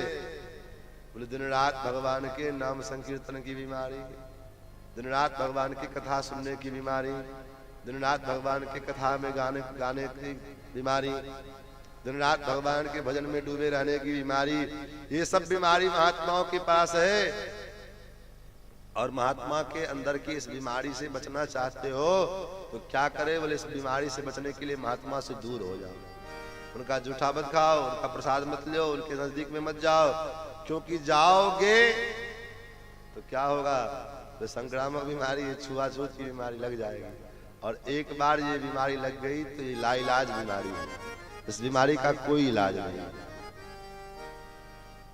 भगवत प्रेम का जो बीमारी है, रोग है, संसार के रोग से बड़ा खतरनाक है। संसार के रोगों को तो दूर किया जा सकता है, लेकिन भगवत प्रेम के रोग को दूर नहीं किया जा सकता है। जिसे एक बार जीवन में प्रभु का प्यार मिलता है, उसे बस आंसुओं के हार का उपहार मिलता है। भला किसको दिखाएं दर्द की बढ़ती हुई मंजिल, न कोई वैद्य मिलता है न कुछ उपचार मिलता है। कोई वैद्य नहीं मिलता है। दूर रहकर भी न जाने क्या क्या बातें होती है, जब हृदय के तार से जब उस हृदय का तार मिलता है। तो ये प्रेम रोग, भगवत प्रेम रोग जो है, बड़ा विचित्र रोग है महाराज। तो नारद जी कहते हैं कि इन संतों के जूठे प्रसाद पाते पाते मुझे भी वो रोग लग गया। अब मैं भी बाबा जी से कहते, बाबा जी मुझे भी ले चलो। बाबा जी कहे महाराज मैं तुमको लेकर के जाऊं, माता जी तुम्हारी क्या सोचेगी? मैंने बाबा जी की इतनी सेवा की और बाबा जी उठे तो मेरे बेटे को बाबा जी बना दिया। क्योंकि माताओं को सबसे बड़ी तो समस्या यही रहती है, बेटा भले चोर बन जाए, बेटा शराबी बन जाए, बेटा जुआरी बन जाए, बेटा नालायक हो जाए, लेकिन बेटा बाबा जी न बने। सब कुछ बन जाए, बाबा जी न बने। जैसे थोड़ा बहुत चंदन तिलक लगाना शुरू किया कि सबसे ज्यादा तो हरकंत माताएं काटती है, कहीं बाबाजी तो नहीं बन जाएगा। इतना साधारण है बाबाजी, इतना रगड़ना पड़ता है बाबाजी बनने के लिए। वो तो जो बाबाजी के साथ रहा है वही जानता है। बाबाजी बनना इतना सरल नहीं है। वो तो बाबाजी के जो है रगड़न को जो सहन किया है, बाबाजी के चिमटा और खड़पा को जिसने सहन किया है, वही बाबाजी बन सकता है, नहीं तो वो साधु बनेगा। साधु बनना इतना सरल नहीं है। और असाधु तो हमने जन्म ही दिया है, साधु कहां से बनेगा? अरे भाई थोड़ा बहुत अपने सनातन का संस्कार आ जाएगा, तिलक लगा लेगा, कंठी बांध लेगा, भगवान का भजन करेगा, पवित्र आहार करेगा, इसमें डरने की क्या बात है? लेकिन उसमें पता नहीं क्यों डर लगने लगता है। बच्चा अगर कदाचित हमने देखा है, बच्चा अगर तैयार भी हो जाता है वैष्णव होने के लिए, तो माता पिता नहीं बनने देते। माता पिता कहेंगे अरे अभी बच्चा है। अरे बच्चा है तो बच्चा है। ध्रुव जी भी तो 5 वर्ष के बच्चे थे, प्रहलाद जी भी तो बच्चे थे, सब तो बच्चे ही महाराज, बचपन से ही। इसलिए तो प्रहलाद जी ने कहा भी कि कौमार आचरित प्राज्ञो धर्मान भागवतानिह। कुमार अवस्था से ही अगर भगवान के भजन में लगाया जाएगा बच्चे को, तभी जाकर के वो आगे भी भजन करेगा। नहीं तो जब वो बांस जब सूख जाता है ना, उसको कितना मोड़ना चाहो तो नहीं मुड़ता है। ज्यादा मोड़ोगे टूट जाएगा, फट जाएगा। लेकिन बांस जब कच्चा होवे, बांस की जो छोटी छोटी छड़ियां कच्ची होवे, उसको जैसा मोड़ोगे वैसा मुड़ेगा। उसी प्रकार से बच्चे का दिल होता है, जैसा आप उसको मोड़ोगे वैसा मुड़ेगा। महाराज नारद जी ने उपदेश किया है, वेद व्यास जी ने 4 श्लोकों में भागवत की रचना की है। और उसके बाद अपने पुत्र सुखदेव जी को उपदेश किया है। और सुखदेव जी महाराज राजा परीक्षित को कथा सुनाए। राजा परीक्षित को कैसे सुनाए? अब श्री सूत जी कहते हैं कि जब महाभारत का युद्ध समापन पर था, दुर्योधन के गदा से भीम के गदा से दुर्योधन का जंघा टूट चुका है और मरणासन्न अवस्था में पड़ा हुआ है। उसी समय अश्वत्थामा आया। अश्वत्थामा ने कहा, मित्र मुझे कुछ कहो, क्या कहते हो मेरे लिए, क्या आदेश है? तुम मुझे सेनापति बना दो, मैं तुम्हें पांडव का वध करके दूंगा। मरता क्या न करता, अश्वत्थामा को सेनापति बनाया। इधर अश्वत्थामा ने विचार किया, दिन में तो पांडवों पर विजय प्राप्त नहीं कर सकते हैं, छुप करके रात्रि में जब पांडव सो जाएंगे तब मैं मारूंगा। लेकिन जाको राखे साइया, मार सके न कोई, बार न बाका कर सके जो जग बैरी होए। भगवान ने कहा, भैया आज विजय की प्रथम रात्रि है और हम लोग ऐसे सो करके बितावे ठीक नहीं है, चलो कहीं बाहर घूमते हैं। महाराज और बाहर घुमाने के लिए भगवान लेकर के चले गए। पांडव तो चले गए, पांडवों की सोनी सैया पर में पांडवों के पुत्र आकर के सो गए और वो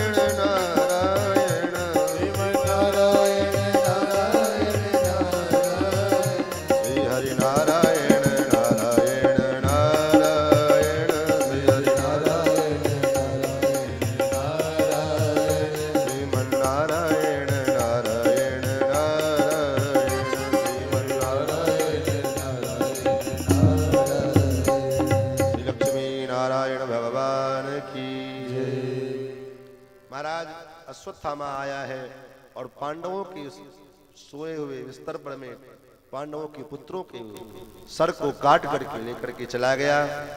इधर माता द्रौपदी आई हैं, पांडव लौट करके आए, देखा 5-5 पुत्रों के धड़ तो पड़े हुए हैं, सर गायब।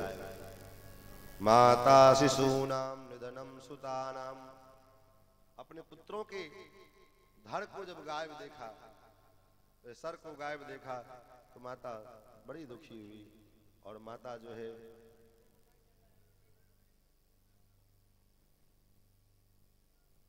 जो है बड़ी दुखी हुई, चीत्कार करने लगी है।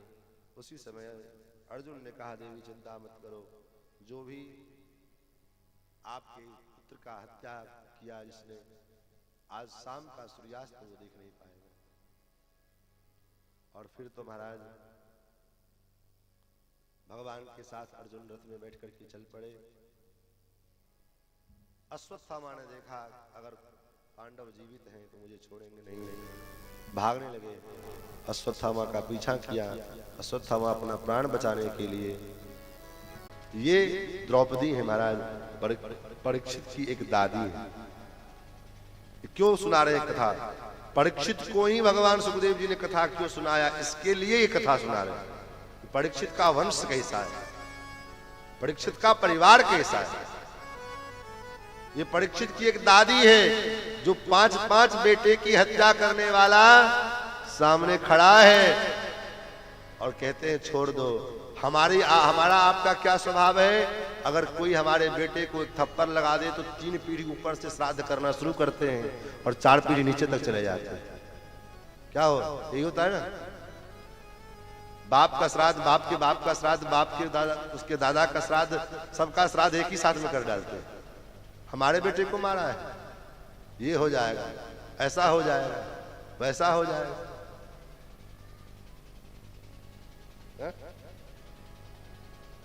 गलत बोल रहे हैं। हमारे आपकी प्रवृत्ति ऐसी है। और द्रौपदी जो 5-5 बेटे को मारा नहीं, हत्या कर दिया गया। वो भी 1 नहीं, 2 नहीं, 4 नहीं, 5-5 बेटा और जवान बेटा, जो बेटा महाभारत के युद्ध में भी नहीं मारे गए, मर पाए। और ऐसे पुत्र को छल पूर्वक रात्रि में सोते हुए मार दिया और मारने वाला सामने खड़ा है दंड अपराधी की भांति। चाहे तो द्रौपदी एक बार कह दे कि इसका गला उतार दो, अर्जुन देर नहीं करेंगे। भैया ये फटफटिया बंद कराए दो।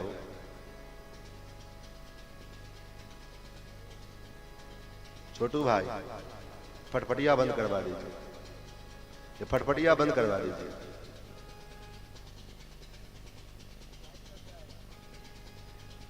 लाइट एक घंटा रखी है क्या? आवाज कर रहा है तो डिस्टर्ब कर रहा है।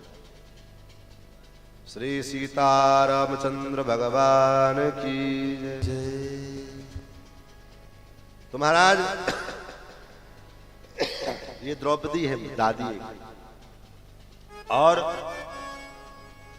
दूसरी मां कैसी है? एक दादी है, परदादी है महाराज, जिनका नाम है कुंती बुआ, सब लोग जानते हैं। भगवान जब महाभारत युद्ध के पश्चात चलने लगे और उसी समय भगवान रथ में बैठने के लिए विराजमान है, और एक हाथ से भगवान रथ को पकड़े हुए हैं, एक हाथ से जो है लोगों का अभिवादन कर रहे हैं। एक चरण भगवान का रथ के सीढ़ी पे है, एक चरण धरती पर में है। अब रथ में बैठेंगे तब तक क्या हुआ, एक स्त्री की चीत्कार की आवाज, रोने की आवाज आई। महाराज पाहि पाहि महायोगिन देव देव जगतपते, पाहि माम पाहि माम पाहि माम, रक्षा करो हे नाथ रक्षा करो। महाराज भगवान ने देखा ये तो उत्तरा है, अभिमन्यु की विधवा पत्नी उत्तरा देवी, क्या बात है। नान्यम तद्भयम पश्ये यत्र मृत्यु परस्परम, आपके अतिरिक्त मुझे इस समय कोई नहीं दिखता जिसके पास में अभय को प्राप्त हो। महाराज क्या बात है, बोले अग्निपिंड जो है मुझे मार देना चाहता है, मुझे जला देना चाहता है, लेकिन मैं मर जाऊं कोई आपत्ति नहीं। हे नाथ मां में गर्भो निपात्यताम, आप मेरे गर्भ को बचा दो, मेरे गर्भ की रक्षा करो, मैं मर भी जाऊं तो कोई आपत्ति नहीं। भगवान कहते हैं उत्तरे कैसी बात करती है, मैं तुम्हारे गर्भ में कैसे जाऊं? क्यों? योग बल के द्वारा सामान्य योगी भी कहीं से कहीं पहुंच जाते हैं, तो आप तो महायोगी हैं, योग बल के द्वारा अपने योग से जो है हमारे गर्भ में नहीं आ सकते हैं।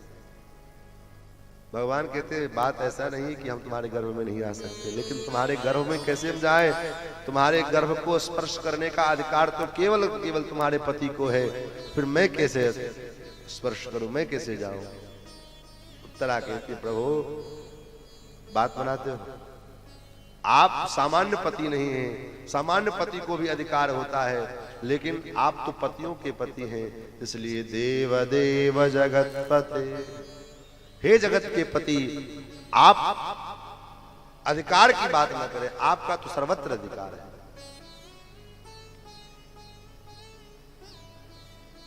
महाराज भगवान उत्तरा के गर्भ में प्रवेश किए। आचार्य लोग कहते हैं कि आज तक जितनी माताएं हुए, माता कौशल्या जी हुई हो, चाहे माता देवकी हुई हो, राम जी के बेटा बना करके लाए, कृष्ण को बेटा बना करके लाए, चाहे ध्रुव जी की माता जी हो, चाहे प्रहलाद जी की माता जी हो, सबकी माताएं श्रेष्ठ हैं, प्रणम्य हैं, वंदनीय हैं, क्योंकि किसी ने भगवान को पुत्र बनाया तो किसी ने भक्त को पुत्र बनाया है।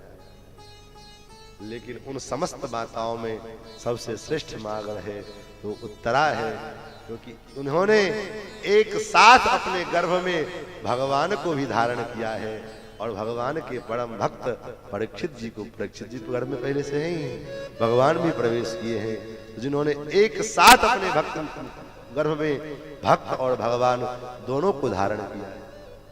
इसलिए उन समस्त माताओं में सबसे ज्यादा वंदनीय कोई है तो वो माता उत्तरा।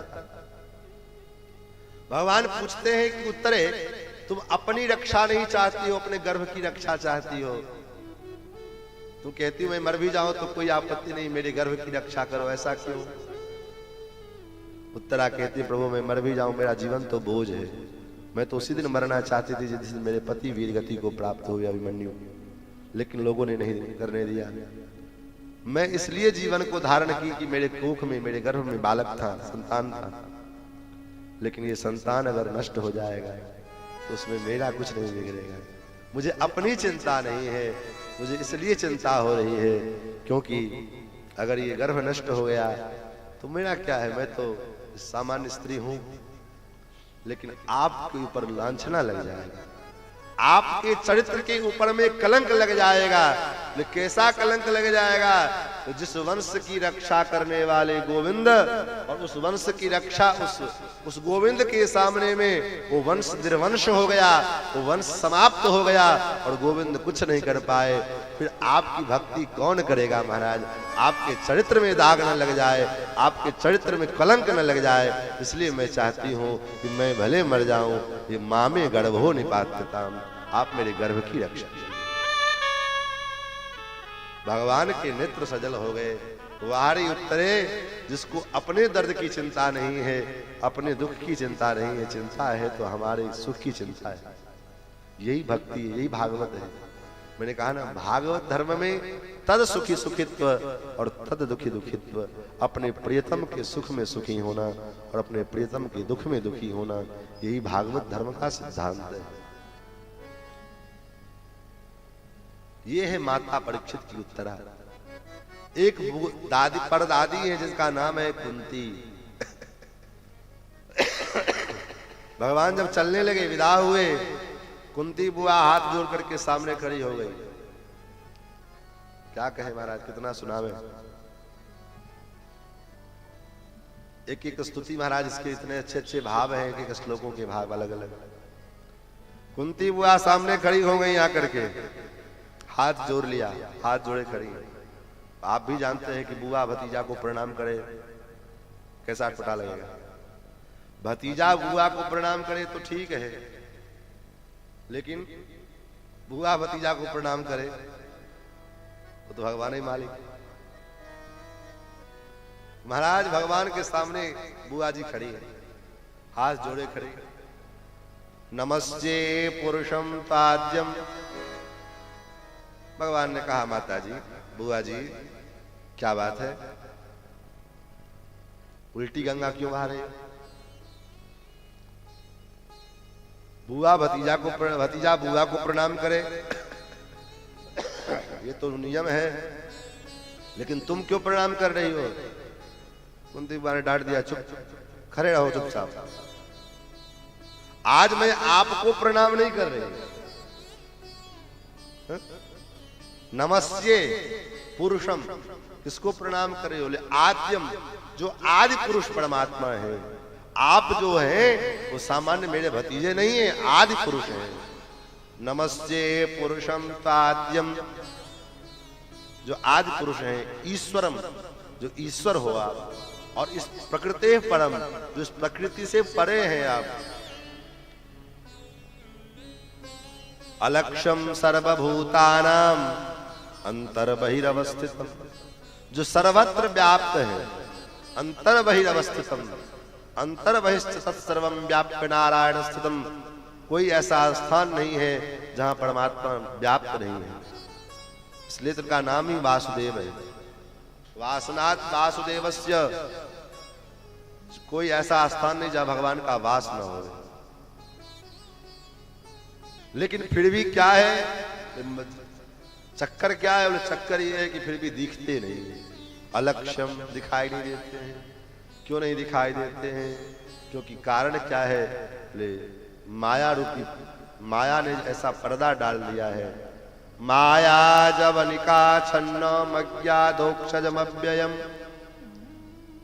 माया रूपी पर्दा पड़ा हुआ है सामने में, आंखों के ऊपर में, जिस कारण से दिखता नहीं है, सामने प्रस्तुत होते हुए भी दिखता नहीं है। इसलिए वे दिखेगा कब? परमात्मा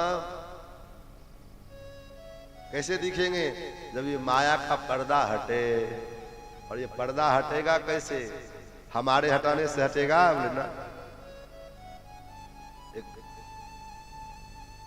हमारे हटाने से नहीं हटने वाला है। कैसे हटेगा? तो कहते ना, कबीरदास जी ने लिखा घूंघट के पट खोलड़े तो पिय मिले। घट घट मेरा राम रमैया, अंतर के पट खोलड़े तो पिय मिले। तो घूंघट जो है, तो घूंघट का पट कौन खोलेगा? घूंघट के पट भी तो पिया ही खोलेंगे। अपने से तो कोई दुल्हन घूंघट हटाती नहीं है, पति ही हटाता है घूंघट। तो वो घूंघट हटे तब तो भगवान का दर्शन होवे। और वो दर्शन कब, घूंघट कौन हटाएगा? बोले घूंघट भगवान ही हटाएगा। वो माया भगवान ही हटा सकते हैं। इसलिए गोस्वामी जी ने लिखा, सोई जान ही जेहि देहो जनाई, सोई जान ही देह जनाई, सोई जान ही जेहि देहो जनाई, सोई जान ही देह जनाई। जानत तुम ही होए जाए, जानत तुम ही होई जाए, जानत तुम ही होए जाए, जानत तुम ही होई जाए। सोई जान जेहो देहो जनाई, सोई जान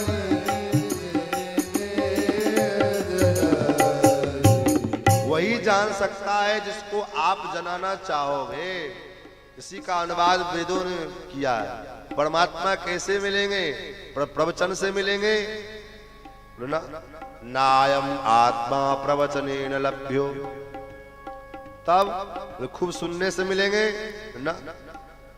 तो क्या खूब पढ़ने से मिलेंगे? खूब ज्ञान हो जाएगा तब मिल जाएंगे ना।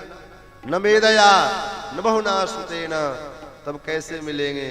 ये मैं वैश्य वृणुते तेन लभ्य, वो जिनका वर्ण करना चाहे वही उनको प्राप्त हो सकता है। बाकी अपने साधन से हम चाहें तो नहीं मिल सकते। हाँ, प्रयत्न करते रहेंगे, लगे रहेंगे, उनके नंबर में लगे हैं कि चलो कभी न कभी तो कृपा करोगे। नंबर में हम भी लगे हुए हैं।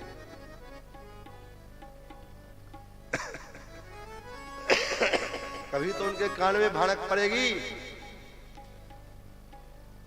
तो महाराज कुंती बुआ कहती हैं, न लक्ष्य से मूढ़ दृशा नटो नाट्य धरो यथा। महाराज माया जवनिका छन्नो मज्ञाधोक्षजमव्ययम। भगवान दिखते हैं, किसको दिखते हैं? भगवान के माया जो है सबको व्याप्त होती है, लेकिन किसको नहीं लगती। भगवान गीता में कहते हैं इसे, भगवान कहते हैं मेरी माया बड़ी विचित्र है। देवी ये सा गुणमयी मम माया दुरत्यया, अत्यंत दुरत्य है, छूटने योग्य नहीं है, छूटती नहीं जल्दी से। तो छूटेगी कैसे? बोले उसका एक उपाय है। बोले क्या उपाय है? करोगे तब तो बतावे, न करो तो फिर क्या फालतू बतावे ना। मतलब उपाय क्या है? भगवान कहते मामेव ये प्रपद्यन्ते माया में ताम तरन्ति ते। जो मेरे चरणारविंद का आश्रय ले लेता है वो मेरी माया को पार पा लेता है। महाराज मामे भी ये प्रपद्यन्ते, मेरे चरणारविंद का आश्रय ले लो, माया से निपट जाओगे। बाकी माया से निपटने का कोई उपाय नहीं दूसरा है। तो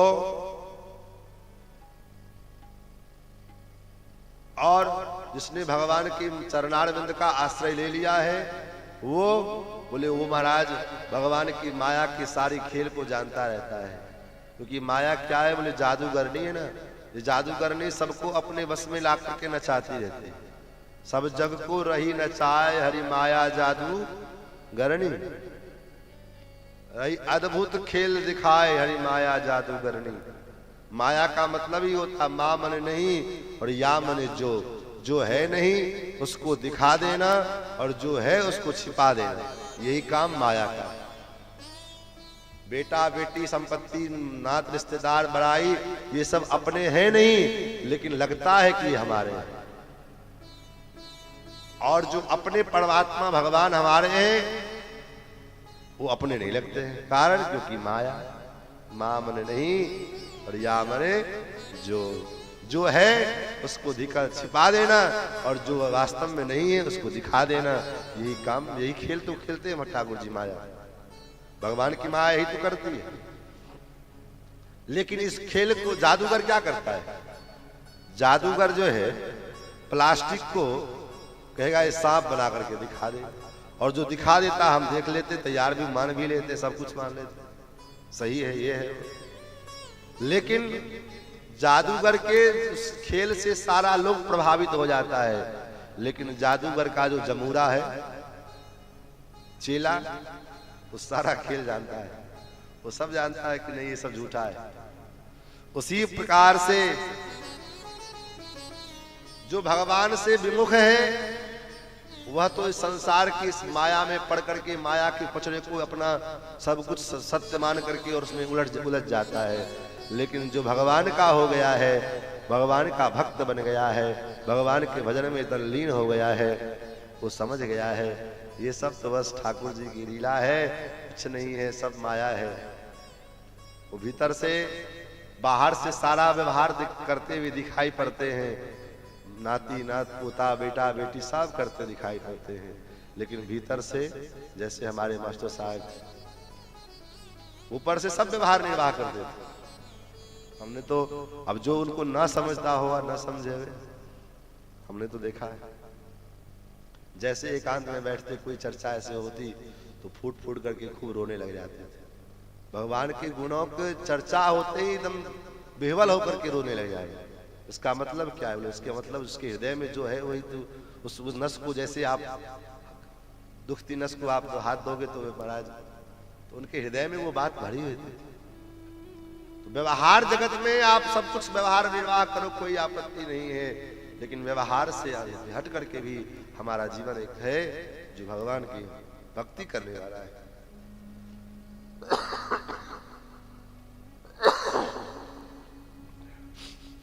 महाराज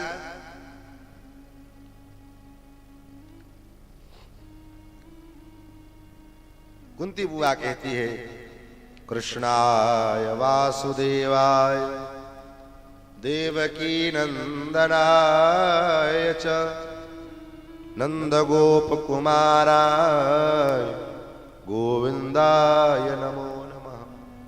हे कृष्ण, हे वासुदेव, हे देवकी नंदन, हे नंद गोप के कुमार, मैं आपको प्रणाम करती हूँ।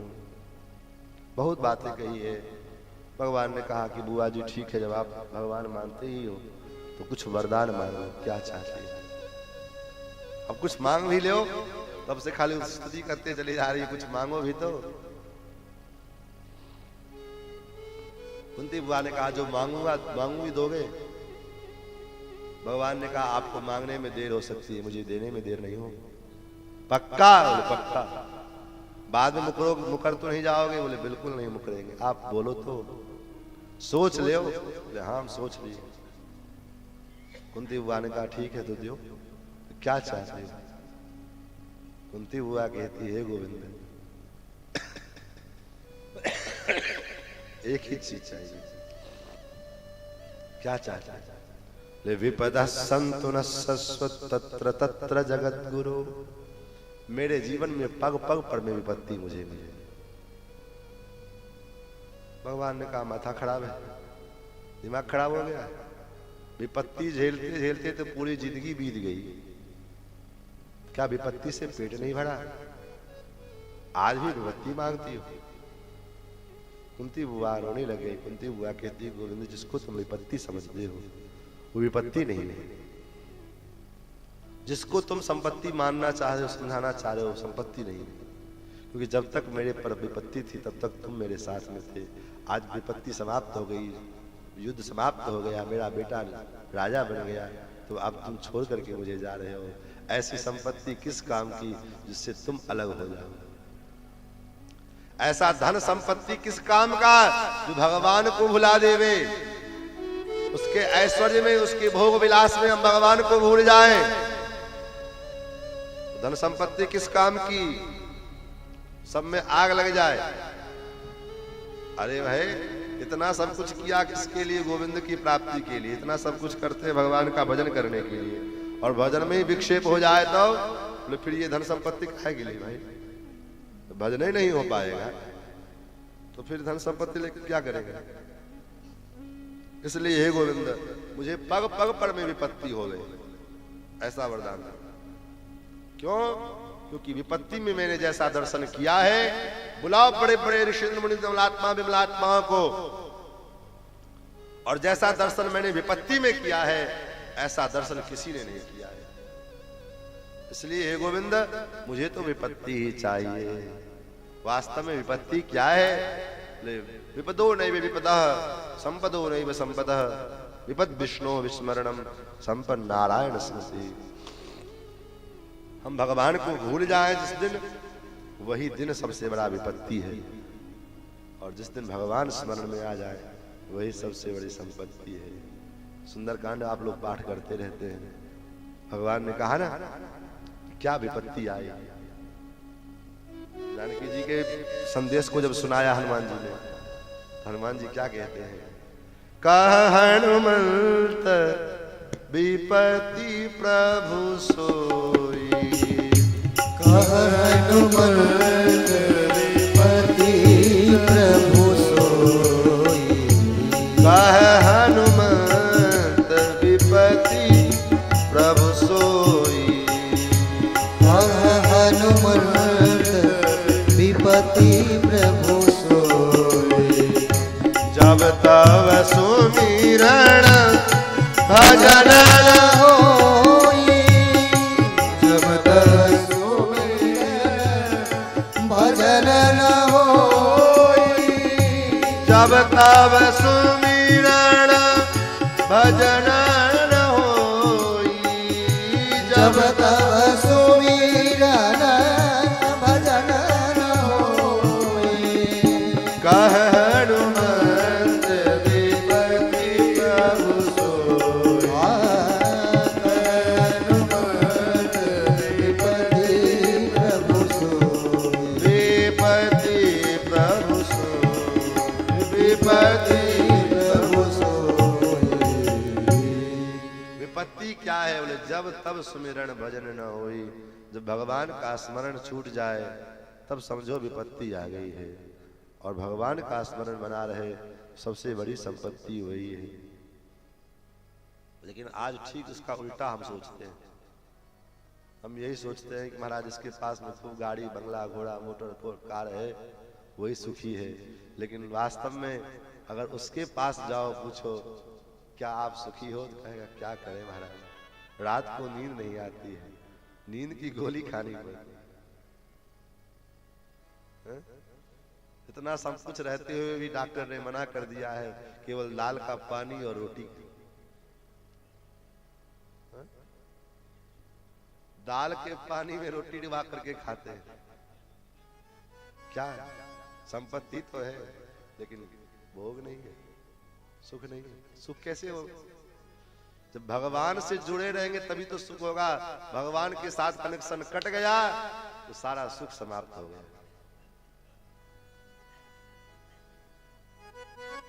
सुख संपत्ति में नहीं होता है, सुख तो महाराज हृदय में होना चाहिए, क्योंकि सुख सिंधु परमात्मा है। सुख हम बाहर खोजते हैं तो सुख हमारे अंदर में विद्यमान है।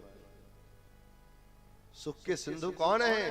गोस्वामी जी महाराज कहते हैं ना, राम जी का जो नामकरण किया है तो वशिष्ठ जी ने अर्थ किया, जो आनंद सिंधु सुख राशि, जो सुख के राशि है, जो सुख के राशि है उनका पीछा छोड़ करके और जो दुख के राशि है उसके पीछे हम भागते रहते हैं, तो दुख का राशि लेकर के चले आते।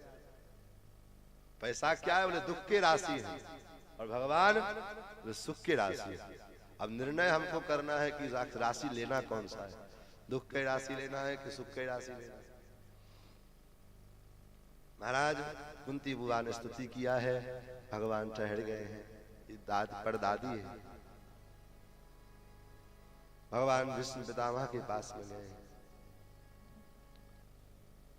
बाणों की सैया पर में अर्जुन के द्वारा दिए गए प्रसाद के बाणों के ऊपर में पड़े हुए हैं और पांचों पांडवों को लेकर के भगवान चले हैं कि चलो पितामह का दर्शन करने। पितामह भी प्रतीक्षा कर रहे हैं। किसकी प्रतीक्षा कर रहे हैं? उत्तरायण की प्रतीक्षा। अब हो सकता है उत्तरायण जो दक्षिणायन उत्तरायण होता है वो भी होवे, लेकिन आचार्य कहते हैं कि विष्णु पितामह उस उत्तरायण की प्रतीक्षा कर रहे हैं जिन्होंने उत्तरा के गर्भ को अपना आयन बनाया है। ऐसे उत्तरायण श्री कृष्ण की प्रतीक्षा में भगवान पितामह बैठे हुए हैं कि कब गोविंद आएंगे। और उसका प्रमाण क्या है?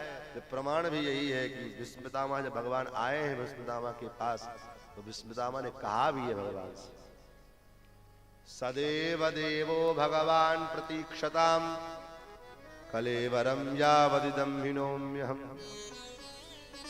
महाराज बहुत प्रतीक्षा करवा लिया आपने, अब कुछ देर आप प्रतीक्षा करो। कब तक प्रतीक्षा करें? कलेवरम यावदिदं हिनोम्यहम्, जब तक मैं इस कलेवर का त्याग न कर दूं तब तक प्रतीक्षा करते रहो। भगवान मुझसे थोड़ा उदास हो गए। काहे को उदास हो गए? तो इसलिए उदास हो गए कि भगवान विचार करते हैं कि विष्णु पितामह को तो इच्छा मृत्यु का वरदान है, पता नहीं कितने साल में इच्छा होगी जाने की, और कब तक हमको इंतजार करना पड़ेगा, प्रतीक्षा करना पड़ेगा। ये सोच करके ठाकुर जी मानो उदास हो गए। पितामह कहते हैं कि महाराज ये लटका हुआ चेहरा देखने के लिए थोड़ी बुलाए, थोड़ी कहे। तब प्रसन्न हासारुणलोचनोल्लसन, आपका मुखमंडल प्रसन्नता से खिला हुआ हो और मैं भगवान का आपका स्मरण करते हुए आपके चरणारविंद में मेरा चित्त उलझा रहे, तो मैं ऐसा अंतिम प्रयाण करना चाहता हूं। और उसके बाद उपदेश किया है विष्णु पितामह ने। अनेक प्रश्न किए हैं किमेकं धर्म दैवतम लोके किं वाप्येकं परायणः कुधर्मः सर्वधर्माणां भवतः परमो मतः।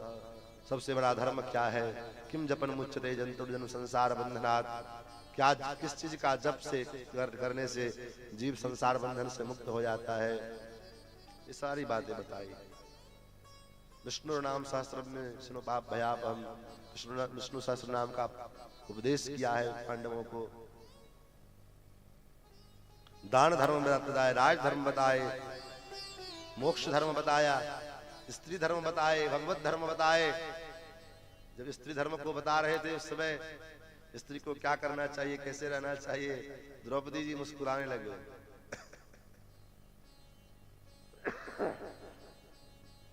द्रौपदी के हंसी छूट गए।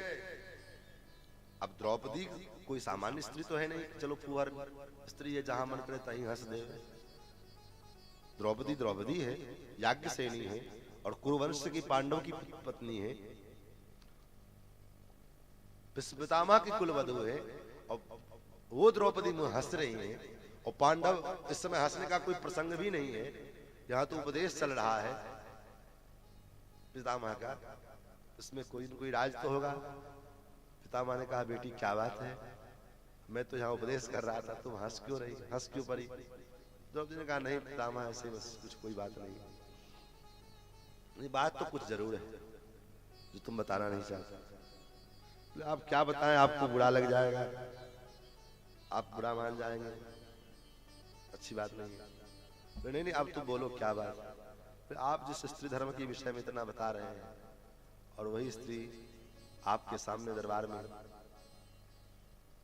हाथ जोड़े खड़ी थी, जिस समय अश्वत्थामा ये दुशासन मेरा वस्त्र खींचना चाहता था, आप भी उस समय थे, आपसे भी मैंने निवेदन किया, फिर आपने मेरी रक्षा क्यों नहीं? उस समय आपकी बुद्धि कहां चली गई? विष्णु पितामह ने कहा देवी बात तुम सही कहते हो, लेकिन अन्न का प्रभाव होता है। जैसा अन्न आप खाओगे वैसा आपका प्रभाव मन बनेगा। उस समय मेरे शरीर में दुर्योधन के कौरव वंश के कौरव के नमक का जो है भरा हुआ था, उसका रक्त भरा हुआ था, कौरव के अन्न का रक्त भरा हुआ था। इसीलिए मेरी बुद्धि उस समय काम नहीं कर रही। आज जो मैं बोल रहा हूं, अब इस शरीर से, मेरे शरीर से एक एक बूंद रक्त का निकल चुका है, क्योंकि जिस शरीर में जितने रोम हैं उतने बाण लगे हुए हैं। और तब मैं आज बोल रहा हूं क्योंकि मेरा मन पवित्र हो चुका है। और उसके बाद विश्व पितामह ने फिर भगवान की स्तुति गाई पुष्पताग्रा छंद में, क्योंकि पितामह के अंदर वो सामर्थ्य नहीं है कि उठ करके भगवान के चरणों में पुष्पांजलि अर्पित करें, क्योंकि शरीर में अब एक बूंद रक्त बचा नहीं है। तो पुष्पताग्रा छंद में ही मानो भगवान को पुष्पांजलि अर्पित करते हुए पितामह ने स्तुति किया है। इति मति रूप कल्पिता वितृष्णा भगवति सात्वत पुंगवे विभूम्नि स्वसुखमुपगते क्वचित् विहर्तुं प्रकृतिमुपेयुषे यद्भव प्रवाह। हे नाथ, हे प्रभु, इति मति रूप कल्पिता वितृष्णा, मेरी एक मति नाम की मेरी एक कन्या है, इसको आप स्वीकार कर लो। भगवान ने कहा बाबा ब्याह तो आपका ही नहीं भैया, तो कन्या कहां से आ गई, ब्रह्मचारी हो आप। बोले वो कन्या नहीं, अपितु मति रूपी कन्या, मेरी जो मति है ना ये अभी तक कुमारी है, अभी तक किसी को मैंने सौंपा नहीं है इसको। क्यों नहीं सौंपा? बोले अब तक कोई योग्य वर नहीं मिला, इसलिए इसको आप स्वीकार कर लोगे तो इसका भी कल्याण हो जाएगा। भगवान मानो पूछते हैं कि आपकी इस मति रूपी कन्या की क्या योग्यता क्या है। भाई बेटी, आपकी बेटी को हम स्वीकार करें, आपकी बेटी के अंदर कुछ क्वालिफिकेशन तो होना चाहिए। पितामह कहते हैं हाँ एक क्वालिफिकेशन है बस। क्या क्वालिफिकेशन है? बोले वितृष्णा है, एकमात्र क्वालिटी है इसमें, वितृष्णा है। इसमें किसी भी प्रकार की कोई इच्छा नहीं बची है। अभी 3 प्रकार की इच्छाएं होती है ना, पुत्रेष्णा, वित्तेष्णा, लोकेष्णा। पुत्रेष्णा क्या है? बोले बेटे की प्राप्ति, बेटे की इच्छा। वित्तेष्णा क्या है? बोले पुत्र की इच्छा, धन की इच्छा। और लोकेष्णा, बोले लोकेष्णा महाराज संसार में लोग जान जाए। आज जिसका होर लगा हुआ है, लोग हमको कैसे जाने इसके लिए कुछ भी करना पड़े। इसलिए आचार्यों ने पहले ही कह दिया था, घटम भित्वा पटम छित्वा कृत्वा गर्दभरोहणम येन केन प्रकारेण प्रसिद्ध पुरुषो भवेत। गधा पे बैठ करके घूमने से अगर होवे, लोक में प्रसिद्धि हो जाए, तो व्यक्ति गधे पर बैठ करके घूमने को तैयार हो जाए। कपड़ा फाड़ करके नंगा नाचने से होवे लोक में प्रसिद्धि, तो महाराज लोक में प्रसिद्धि के लिए कपड़ा फाड़ करके नंगा नाच करने के लिए तैयार है। ये न के न प्रकार है, जिस किसी भी प्रकार से आज समाज में लोगों का एक देश उद्देश्य बन गया है, पुत्रेष्णा वित्तेष्णा कम हो गई है, लोकेष्णा ज्यादा हो गया है। और उस लोकेष्णा के लिए चाहे कुछ भी करना पड़े, चाहे नंगा नाचना पड़े, चाहे कुछ भी बोलना पड़े। अब अच्छी बात बोल करके महाराज उस पद तक, उस हाईलाइटेड होने में बड़ा समय लगता है ना। आज वही चर्चा हम लोग कर रहे थे जहां हम रुके हुए हैं, वहां पर में 7 साल 8 साल से भगवान की कथा सुना रहे हैं। हमारे प्रथम कथा के श्रोता भी यहाँ विराजमान है और अभी भी कथा आप लोग सुन रहे हैं। 2013 से कथा हम सुना रहे हैं और 13, 7, 20, 2, 22, 9 साल हो गए। 7, 2, 9 साल सुनाते सुनाते सुना रहे हैं, तब इतने लोग बैठने के लिए, इस कथा सुनने के लिए तैयार हुए और तब ये सब कुछ दिखाई पड़ रहा है। 9 साल मेहनत किए हैं, भगवान की कथा सुना रहे हैं। लेकिन अभी ये यहाँ पर मैं 2-4 गाली सुनाने में था। तो देखो पूरे मुजफ्फरपुर में महाराज पेपर और सारे प्रिंट मीडिया, लोकल मीडिया, सब मीडिया तुरंत हावी हो जाएगा। क्या बात है, क्या हुआ, क्या बोल दिया महात्मा ने। और उसको देखने के लिए आखिर बोला क्या, उसको देखने के लिए करोड़ों देखने वाले मिल जाते। तो आज एक समाज में एक प्रकार का हवा चल चुका है कि हम किस प्रकार से प्रसिद्धि को प्राप्त कर लेंगे, तो अच्छी बात बोल करके प्रसिद्धि प्राप्त करने में तो बड़ा समय लग जाएगा, तो चलो कुछ भी बोल दो। ना कुछ बोलने में आवे तो कह दो रामायण रामचरितमानस ही गड़बड़ है, फेंक दो उसको जला करके। उसमें तो तब तो आदमी का मन भर के जाएगा कि कौन बोला है। रामचरितमानस को जलाने की बात कौन बोल सकता है? चलो देखिए उस आदमी को कौन है वो, उसी देखने के बहाने कम से कम हम प्रसिद्ध हो जाए। तो प्रसिद्धि प्राप्त करने के उद्देश्य से कुछ भी बोल दो बस। अब बात क्या है, कितना सही है, उनका उद्देश्य ये नहीं है बात सही बोल रहे गलत बोल, हम प्रसिद्ध हो जाएं बस, हमको लोग जान जाएं। तो महाराज पितामह कहते मुझ में कोई इच्छा नहीं, कोई इच्छा नहीं है। पुत्रेष्णा वित्तेष्णा लोकेष्णा सब सुनाते हैं, इसलिए आप इसको स्वीकार करिए। महाराज त्रिभुवन कमनम तमाल वर्णम रविकर गौरवराम्बरम दधाने वपुरलक कुलावृताननाब्जम विजय सखे रतिरस्तु में नवज्या। 12 श्लोकों में सुंदर पुष्पदाग्राज छंद में स्तुति किया है। विष्णु पितामह कहते प्रभु सपति सखी वचो निशम्य मध्य निज परयोर बलयोरथम निवेश्य स्थितवती पर सैनिकाय रक्षणामृतवती पार्थ सखे रतिर्ममास्तु। जब पांडवों के कहने पर में, अर्जुन के कहने पर में महाभारत के युद्ध के बीच में आपने अर्जुन ने कहा कि सेनयोर भयोर मध्य रथम स्थापयमेच्युत, हे अच्युत दोनों सेनाओं के बीच में ले जाकर के मेरे रथ को स्थापित करो। और उस समय अर्जुन टुकुर टुकुर देख रहे थे, दोनों सेनाओं को देख रहे थे। तो आप क्या चुपचाप आंख बंद करके बैठे हुए थे क्या? महाराज आप भी तो देख रहे थे। तो अर्जुन तो अपनी दोनों सेनाओं को देख रहे थे, तो आप क्या कर रहे थे ये बात तो कोई नहीं जान रहा था, मैं जान रहा था आप क्या कर रहे थे। क्योंकि भगवान की चाल को भक्त ही समझ सकता है, पकड़ सकता है, दूसरा कौन पकड़ेगा, किसकी हिम्मत है। विष्णु पितामह कहते हैं दूसरा कोई जाने या न जाने, मैं जानता था कि आप कर क्या रहे हो। भगवान ने कहा क्या कर रहा था, मैं भी देख रहा था। देखना होता तो कोई बात नहीं, लेकिन देख करके आप कुछ कर भी रहे थे। क्या कर रहे थे? पितामह कहते हैं हृतवती पर सैनिक आयु रक्षणा अक्षणा, अपनी आंखों के द्वारा उन कौरव सेनाओं के आयु का आप हरण कर रहे थे, उनकी जो आयु है। इसलिए तो भगवान ने, अगर बात सत्य ना होती तो भगवान स्वयं कैसे कहते गीता में, अर्जुन जब शस्त्र उठाने को तैयार नहीं है तो भगवान ने अर्जुन से कहा निमित्त मात्रम भव सव्यसाची, हे सव्यसाची, हे अर्जुन तुम केवल निमित्त बनो। तुम कौन होते हो मारने वाले? मरने मारने वाले तो मैं हूं। तुम क्या मारोगे, ये तो पहले से मरे हुए हैं। दिखा दिया भगवान, सब लाश खड़े हैं महाराज। अर्जुन देखो ये तो पहले से मर करके मुझ में आकर के समाहित हो चुके हैं। ये जो खड़ा है वो केवल ठट्ठर खड़ा है, पुतला खड़ा है, केवल तुमको इसमें बाण मारना है बस।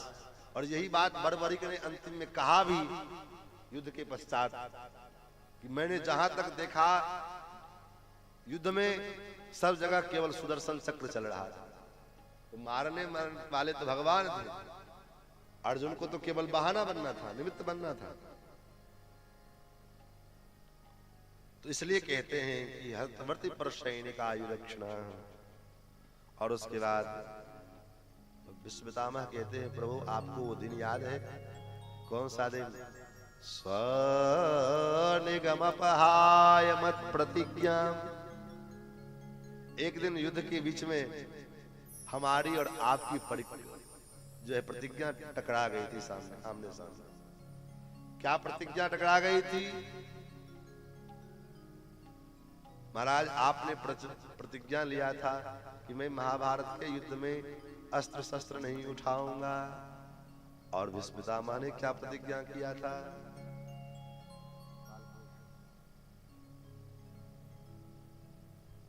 हरि न शस्त्र गाऊं आज जो, हरि न शस्त्र गाऊं आज जो,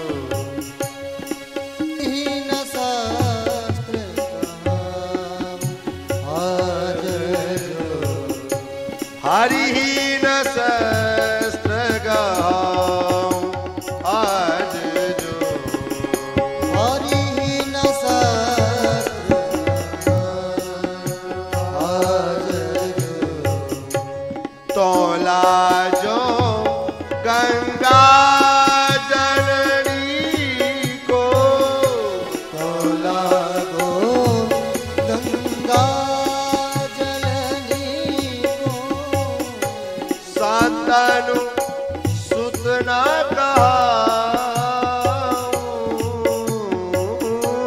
शांतनु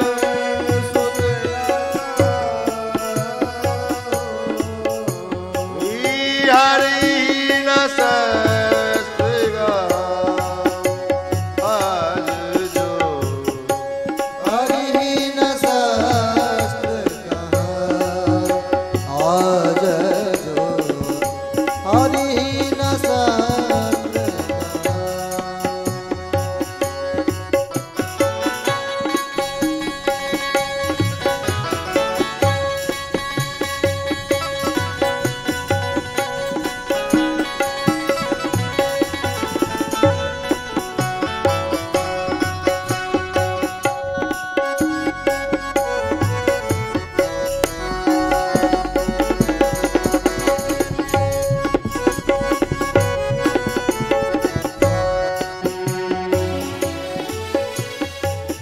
चंदन खंडी महारत खंडो,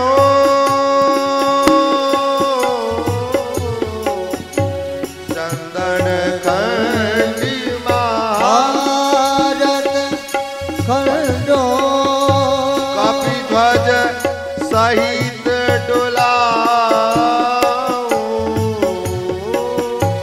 कपि ध्वज सहित डुलाओ, इतना करो शपथ मोहि हरि की, इतना करो शपथ मोहि हरि की, क्षत्रिय गति ही न पाऊं, गति ही न पाऊं,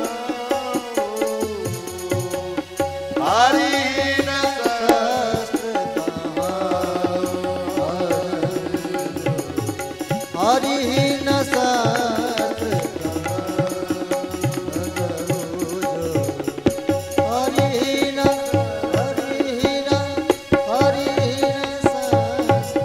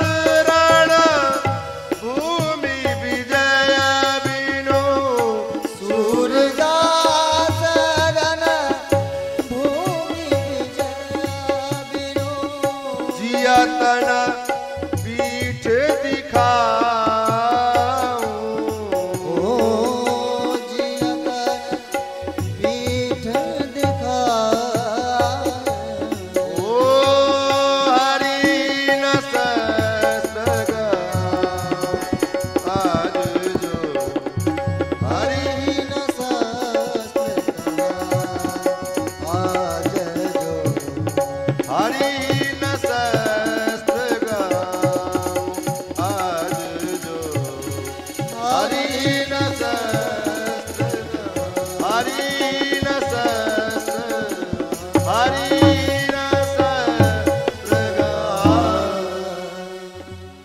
ये प्रतिज्ञा लिया विश्व पितामह ने कि आज विश्व जो है युद्ध के मैदान में जब तक मैं द्वारकाधीश कृष्ण को अपने हाथों में अस्त्र न उठवा लूं तब तक मैं गंगा का पुत्र नहीं। उन्होंने मेरी प्रतिज्ञा तोड़ी है, आज उनकी भी प्रतिज्ञा टूटेगी। और महाराज ऐसा युद्ध शुरू किया पितामह ने, ऐसा युद्ध शुरू किया, अर्जुन कुछ सोच ही नहीं पा रहे। अर्जुन लहूलुहान हो गए, भगवान के शरीर में रक्तस्राव होने लग गया। भगवान ने देखा कहीं ऐसा ना हो कि आज मेरा अर्जुन पितामह के हत्थे भेंट चढ़ जाए। ठाकुर जी को रोष आ गया और भगवान क्या किए, कूद पड़े अपने रथ पर से। बगल में टूटे हुए रथ का पहिया रखा हुआ था, उसी को उठाया और दौड़ पड़े। जैसे दौड़ पड़े, पितामह कहते हैं प्रभु धृतरथ चरणोध्यात चलद्गु। जब आप दौड़े तो पृथ्वी कंपायमान हो गई, धरती कांपने लग गई। धरती क्यों कांपने लग गई? धरती इसलिए कांपने लग गई है क्योंकि धरती विचार करती है कि अभी अभी इन्होंने प्रतिज्ञा किया था महाभारत के पहले कि मैं शस्त्र नहीं उठाऊंगा। प्रतिज्ञा को छोड़ दिए, भूल गए। मेरी प्रतिज्ञा बहुत पुरानी हो गई है, क्या पता मेरी प्रतिज्ञा याद भी है कि नहीं। इसलिए धरती कंपायमान हो गई। भगवान का जो पीतांबर था उत्तरीय सरक करके नीचे गिर गया। प्रभु आप सत्य स्वरूप हैं और सत्य स्वरूप होते हुए अपने प्रतिज्ञा का त्याग कर रहे हैं, तो मैं भी आपका त्याग कर रहा हूं, मैं छोड़ के जा रहा हूं। भगवान ने कहा कोई बात नहीं, जा। ये मेरे और भक्त के बीच का झगड़ा है, मेरे भक्त के बीच का प्रतिज्ञा है, इसके लिए मुझे अपनी प्रतिज्ञा तोड़नी पड़े तो कोई आपत्ति नहीं है। मेरे भक्त की प्रतिज्ञा, मेरे भक्त का मान रहना चाहिए, क्योंकि अपना मान बढ़े भले टल जाए, निज भक्त का मान न टलते देखा। प्रबल प्रेम के पाले पड़कर प्रभु को नियम बदलते देखा। अपना मान भले टल जाए, निज भक्त का मान न टलते देखा। अपना मान भले समाप्त हो जाए, भले दुनिया के लोग मिथ्या प्रतिज्ञा कहें, भगवान प्रतिज्ञा लेकर के प्रतिज्ञा तोड़ लेते हैं, भी भले मंजूर है, लेकिन आज मेरा भक्त का प्रतिज्ञा टूटना नहीं चाहिए। इसलिए अर्जुन को भगवान गीता में कहते हैं, अर्जुन तुम प्रतिज्ञा करो। क्या प्रतिज्ञा करे महाराज? कौन्तेय प्रतिजानीह न मे भक्तः प्रणश्यति। तुम प्रतिज्ञा करो कि मेरे भक्त का नाश नहीं होता है। अर्जुन ने कहा वाह, बड़े बुद्धिमान बनते हो। भक्त आपका नाश ना हो उसका प्रतिज्ञा हम क्यों लेवे? आपका भक्त है, आप प्रतिज्ञा करो। भगवान कहते हैं मेरे साथ समस्या है। तो क्या समस्या है? मैं जब कोई प्रतिज्ञा लेता हूँ तो मेरे से सामने कोई जबरदस्त भक्त आकर के मुझसे बड़ी प्रतिज्ञा कर लेता है, फिर मुझको अपनी प्रतिज्ञा तोड़नी पड़ती है। इसलिए तुम प्रतिज्ञा करो, और तुम प्रतिज्ञा कर लोगे तो तुम भक्त हो, तुम्हारी प्रतिज्ञा की रक्षा करना मेरा दायित्व बन जाएगा। इसलिए तुम प्रतिज्ञा करो। पितामह ने कहा प्रभु आपने मेरी प्रतिज्ञा को तुम रखने के लिए अपनी प्रतिज्ञा को जब तोड़ करके चले, धरती कंपायमान हो गई, तो पीताम्बर को भगवान ने भेजा है। एक भाव तो ये था कि पीताम्बरी स्वयं छोड़ करके चली गई भगवान को, लेकिन दूसरा भाव संत कहते हैं कि पीताम्बर को मानो भगवान ने अपना दूत बना करके पृथ्वी को सांत्वना प्रदान करने के लिए भेजा है कि जाओ पृथ्वी को सांत्वना दो कि मैंने तुम्हारी प्रतिज्ञा नहीं भूली है। ये तो भक्त और भगवान के बीच की प्रतिज्ञा है। इस दृश्य को पितामह स्मरण करते हुए भगवान का स्तुति करते हैं और कई बातों को स्मरण कराते हुए पितामह ने भगवान के चरणों में अपने सर्वस्व प्राण को न्यौछावर किया। पितामह महाप्रयाण किए हैं। फिर तो पितामह के शरीर के अंत्येष्टि संस्कार इत्यादि सब भगवान करवाए और उसके बाद भगवान द्वारकापुरी में लौट करके आए हैं। इधर परीक्षित जी का जन्म हुआ है। पंडित लोग आचार्य लोग आए हैं, नामकरण किया। 16 वर्ष की अवस्था जब परीक्षित की हुई, इधर पांडवों को पता लगा कि भगवान द्वारकाधीश अपनी लीला का स्मरण करके इस धराधाम को छोड़कर चले गए हैं, तो पांडवों ने स्वर्गारोहण किया। अपने पुत्र परीक्षित को सिंहासन पर बिठाया है। परीक्षित जी महाराज दिग्विजय करने के लिए चले हैं। उसी क्रम में कलयुग से भेंट हुई है। कलयुग को दंड देने के लिए चले, मारने के लिए चले, तो कलयुग आकर के चरणों में गिर पड़ा, महाराज क्षमा करो, मुझे रहने के लिए स्थान दे दो। 4 स्थान प्रदान किया है। द्यूतम पानम स्त्रियस्तूण यत्रा धर्मश्च गुरुविदः। जहाँ लोग जुआ खेलते हो वहां पर में तुम निवास करना, जहाँ लोग मदिरा पान करते हो वहां निवास करना, जहाँ लोग पशुओं की निर्मम हत्या करते हो वहां तुम निवास करना, और जहां पर में स्त्रियां अपने अंग व्यापार करती हो वहां निवास करना। ये 4 स्थान दिए। कलयुग ने कहा महाराज हम भी राजा हैं, राजा को जेल भी होता है तो 1 नंबर का VIP कोटा का जेल होता है, उसको वहां सब व्यवस्था ट्रीटमेंट मिलता है। तो महाराज हम भी वही हैं, इसलिए हमको भी आप व्यवस्था दो। ये क्या जो है सड़ा गला जगह दे दी ला करके, कुछ तो ख्याल करो। भगवान ने कहा ठीक। परीक्षित ने कहा ठीक है। चौथा स्थान, 5वां स्थान स्वर्ण में निवास दे दिया। अरे महाराज स्वर्ण तो कल भगवान का निवास स्थान है। धातु नाम अस्मि कांचना, फिर स्वर्ण में कलयुग कैसे आ गया? बोले उसका उदाहरण, उसका उपाय है। कलयुग में स्वर्ण में कलयुग भी रहता है और भगवान भी रहते हैं, लेकिन अंतर क्या है? जिस स्वर्ण का उत्पत्ति, जिस स्वर्ण को न्याय पूर्वक उपार्जित किया गया उसमें तो भगवान निवास करते हैं, और जो अन्याय पूर्वक उपार्जित किया गया धन से स्वर्ण है उसमें कलयुग निवास करता है। तो कैसे पता चले कि न्याय है कि अन्याय से है?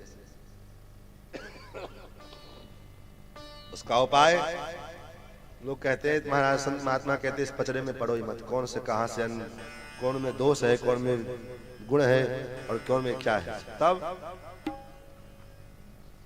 सब कुछ में दोष है, कोई ऐसा पदार्थ नहीं जिसमें दोष नहीं है। तब इस दोष से कैसे बचे हम?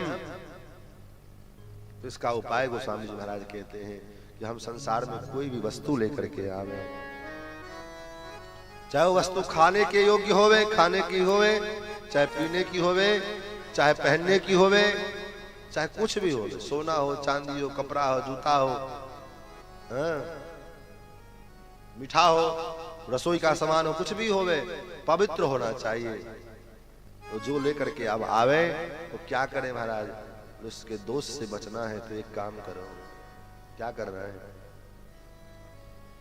तुम ही निवेदित भोजन करई, तुम ही निवेदित भोजन करई, तुम ही निवेदित भोजन करई, तुम ही निवेदित भोजन करई। प्रभु प्रसाद पट भूषण धरई, प्रभु प्रसाद पट भूषण धरई, प्रभु प्रसाद पट भूषण धरई, प्रभु प्रसाद पट भूषण धरई, तुम ही निवेदित भोजन करई, तुम ही निवेदित भोजन करई। किसी भी वस्तु के दोष से निवृत्त होना है, उसमें दोष है अब कितना हम खोजेंगे महाराज? उसका एक काम करो, एकमात्र उपाय है, कोई भी लेकर के आओ, नया कपड़ा खरीद करके लाओ, खट्ट से पहन मत लो, तब ठाकुर जी के पास जाओ, ठाकुर जी को ले जाकर के भगवान को, हे नाथ तदीयम वस्तु गोविंद, उसके बाद भगवान को अर्पित करके पहनो ना। कौन अर्पण करता है? आभूषण लाओ तो फट से लेकर के नहीं कान ले, या कान में जाकर देख ले, नाक में लगा के देख ले, बोले ठाकुर जी को दिखा ले, अच्छा लगता है बड़ के, और उसके बाद तो ठाकुर जी को अर्पित करने के बाद उसको धारण कीजिए।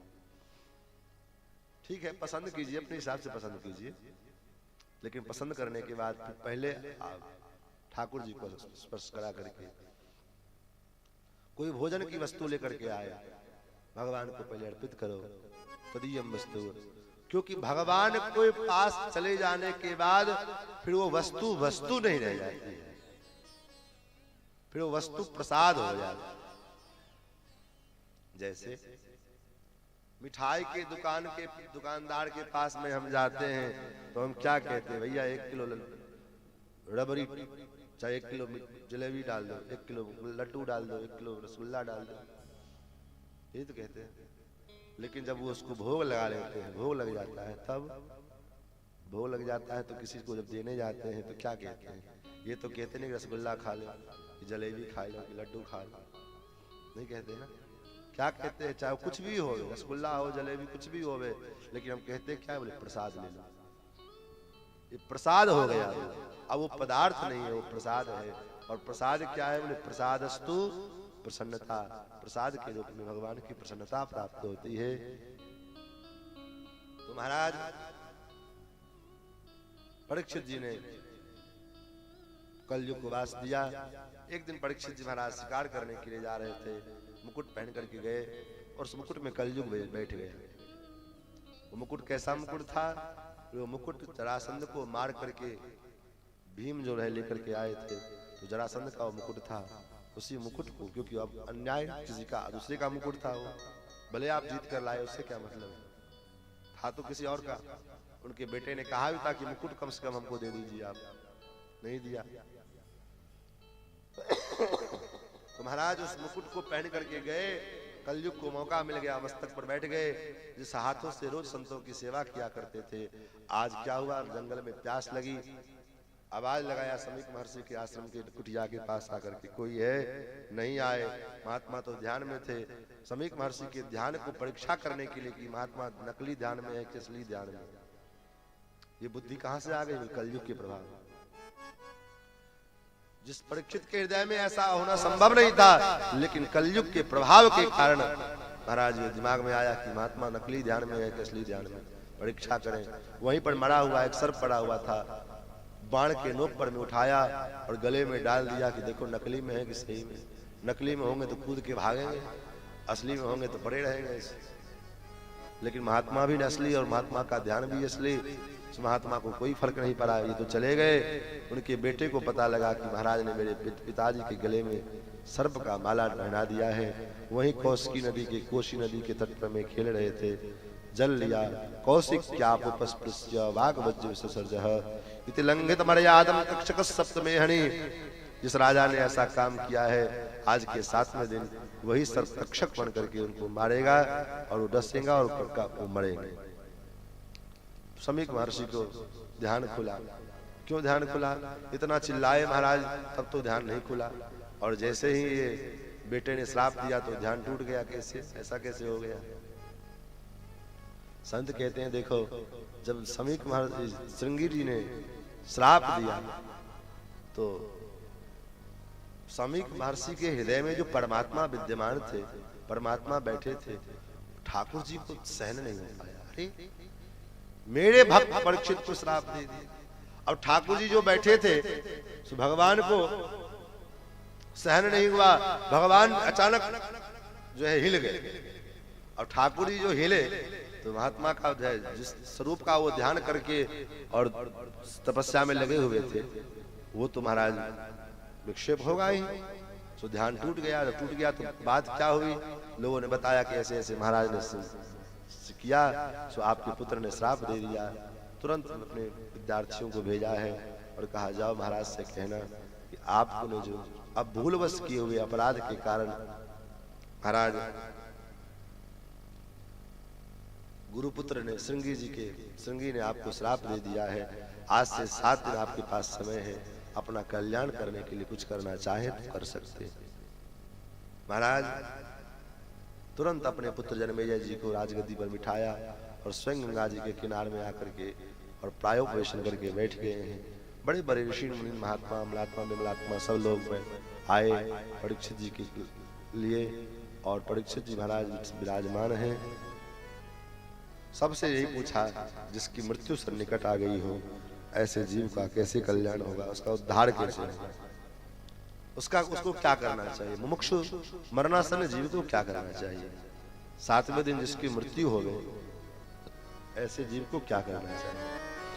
ये प्रश्न केवल परीक्षित जी का नहीं, परीक्षित जी का तो उद्धार हो निश्चित हो गया है। क्यों हो गया है? क्योंकि सामने गंगा जी का तट है और ऊपर से इतने संत महात्मा आकर के बैठे हुए हैं परीक्षित के कल्याण का संकल्प लेकर के, तो उनका तो कल्याण निश्चित है। लेकिन ये प्रश्न किसका है? बोले हम सबका प्रश्न है, क्योंकि हम सबको 7वें दिन ही मरना है। 7वें दिन का समय सबके पास में है। हम सोचते हैं कि अभी तो बहुत समय है, अभी तो बहुत समय है, अरे अभी ये काम निपटा लेंगे तब भजन करेंगे, ये काम कर ले तब वैष्णव हो जाएंगे, तब भगवान का भजन करेंगे। और निपटाते निपटाते खुद निपट जाते हैं, पता नहीं कब निपट जाते हैं, पता ही नहीं चलता है। इसलिए समय रहते हुए हम भगवान के हो जाएं, भगवान का भजन करने लग जाएं, तभी जो है काम बनने वाला है। 7 दिन के समय है, 8वां कोई दिन ही नहीं है। 8वां दिन प्रकृति ने बनाया ही नहीं, ब्रह्मा जी ने बनाया ही नहीं। 7 दिन में ही सबको सब कुछ कर लेना है। परीक्षित जी पूछ रहे हैं लेकिन कोई कुछ निश्चय पार कर पहुंच नहीं पा रहे। तब तक उसी समय तत्राभवत् भगवान व्यासपुत्रो यदृच्छया गामटमानो नपेक्षः अलक्षलिंगो निजलाभतुष्टो वृतश्च बालेन अवधूतवेषः। श्री सुखदेव जी महाराज पधारे हैं और सुखदेव जी महाराज को आते हुए जैसे ऋषि मुनि महात्मा अमलात्मा विमलात्मा लोग जितने लोग थे सब खड़े हो गए। सभा में परीक्षित जी के पिता श्री वेदव्यास जी वो भी खड़े हो गए, बाबा जी हैं पराशर महर्षि वो भी खड़े हो गए।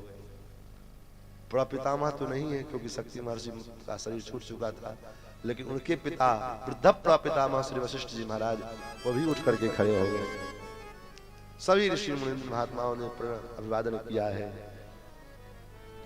सुखदेव जी एक आसन पर बैठ गए, परीक्षित जी ने उनका चरण वंदन किया है और प्रश्न किया है।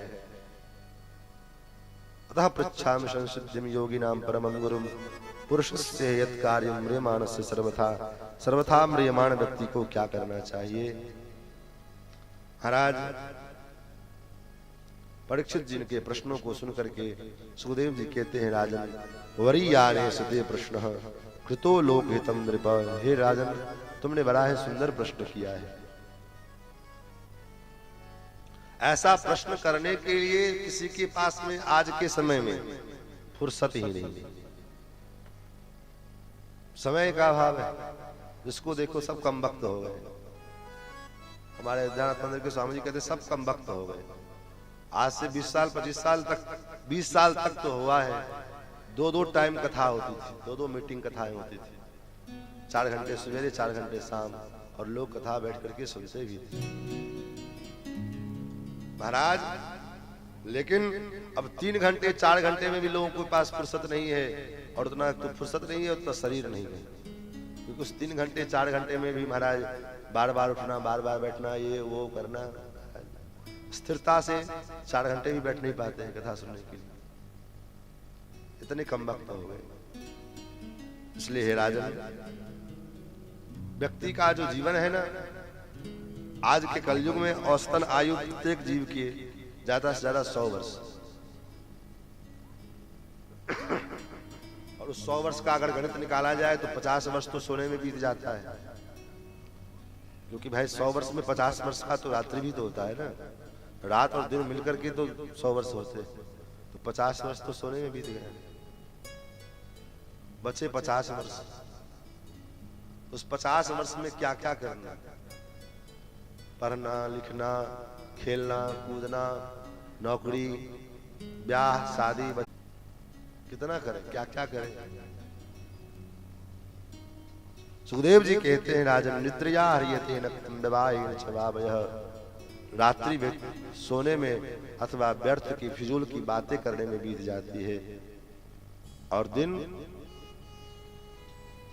दिन जो है खाने पीने की व्यवस्था बनाने में बीत जाती है। सुबह से लेकर के और शाम तक जो है खाने पीने की व्यवस्था में बीत जाता है। माताएं हैं तो घर के चूल्हा चक्की में, और पुरुष हैं तो महाराज रोजी रोटी में, इसी में सारा दिन बीतता है। फिर आदमी का कल्याण कैसे हो, कैसे काम चलेगा? इसलिए समय बीत जाएगा तो फिर बाद में पछताना पड़ेगा, कुछ नहीं आता है। इसलिए सब काम करते रहिए, काम करने के लिए कोई आपत्ति नहीं, सब काम व्यवहार जगत में भगवान ने भेजा है तो सब काम करते रहिए, लेकिन कैसे करते रहिए, कैसे करते रहिए काम। सीताराम सीताराम सीताराम कहिए, सीताराम सीताराम सीताराम कहिए, सीताराम सीताराम सीताराम कहिए, सीताराम सीताराम सीताराम कहिए। जाई विधि राखे राम, ताई विधि रहिए, जाई विधि राखे राम, ताई विधि रहिए, जाई विधि राखे राम, ताई विधि रहिए, जाई विधि राखे राम, ताई विधि रहिए।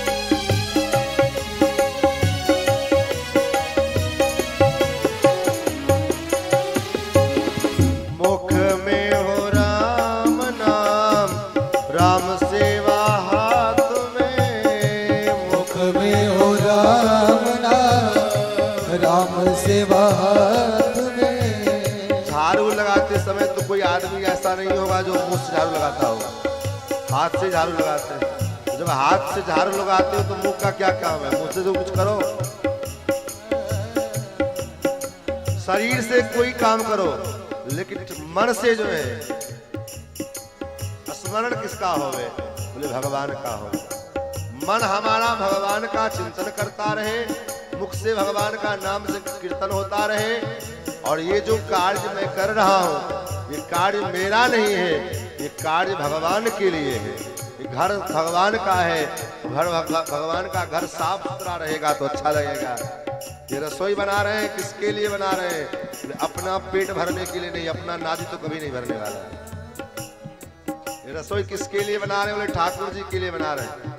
अगर ठाकुर जी के निमित्त अगर रसोई बनाने शुरू कर जाओगे महाराज, उस रसोई में भी रसोई बनाना भी भजन हो जाएगा और प्रसाद प्रसाद हो जाएगा।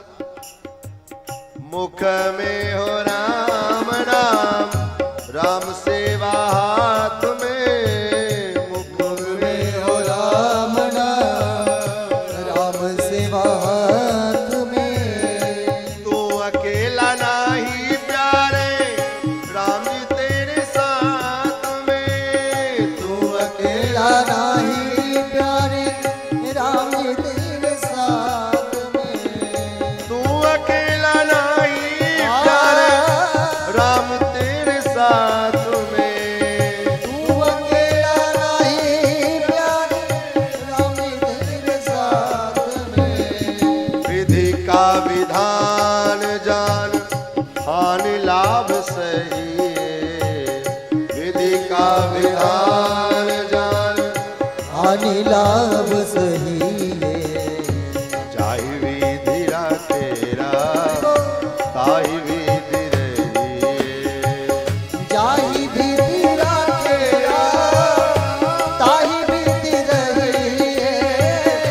सीताराम सीताराम सीताराम कहिए, सीताराम सीताराम सीताराम कहिए।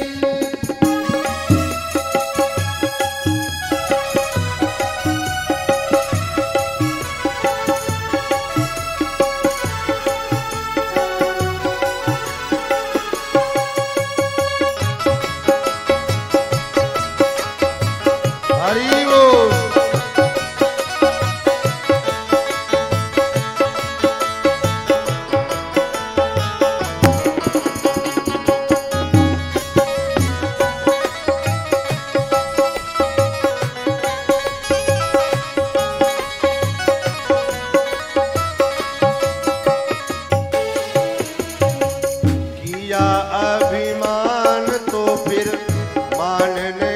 पाएगा, किया अभिमान तो फिर मान नहीं पाएगा। होगा प्यारे वही जो श्री राम जी को भाएगा, होगा प्यारे वही जो श्री राम जी को भाएगा। होगा प्यारे वही जो बिन राम जी को भाएगा, होगा प्यारे वही जो श्री राम जी को भाएगा। होगा प्यारे वही जो श्री राम जी को भाएगा, होगा प्यारे वही जो श्री राम जी को भाएगा। तब हम क्या करें? फल आशा त्याग शुभ कर्म करते रहिए, फल आशा त्याग शुभ कर्म करते रहिए। जाहि विधि राखे राम ताहि विधि रहिए, जाहि विधि राखे राम ताहि विधि रहिए। सीताराम सीताराम सीताराम कहिए। सीताराम सीताराम सीताराम कहिए। सीताराम सीताराम सीताराम कहिए। जिंदगी की डोर सौंप हाथ दीनानाथ के, जिंदगी की डोर सौंप हाथ दीनानाथ के। महलों में राखे जाए झोपड़ी में वास दे, महलों में राखे जाए झोपड़ी में वास दे। धन्यवाद निर्विवाद राम राम कहिए, धन्यवाद निर्विवाद राम राम कहिए। जाहि विधि राखे राम ताहि विधि रहिए, जाहि विधि राखे राम ताहि विधि रहिए। सीताराम सीताराम सीताराम कहिए, सीताराम सीताराम सीताराम कहिए। सीताराम सीताराम सीताराम कहिए, सीताराम सीताराम कहिए। आशा एक राम जी से दूजी आशा छोड़ दे, आशा एक राम जी से दूजी आशा छोड़ दे। नाता एक राम जी से दूजे नाता तोड़ दे, नाता एक राम जी से दूजी नाता जोड़ दे। साधु संग राम रंग अंग अंग रंगिए, साधु संग राम अंग अंग रंगिए। काम रस त्याग प्यारे राम रस पगिए, राम रस त्याग प्यारे राम रस पगिए। काम रस त्याग प्यारे राम रस पगिए, काम रस त्याग राम रस पगिए।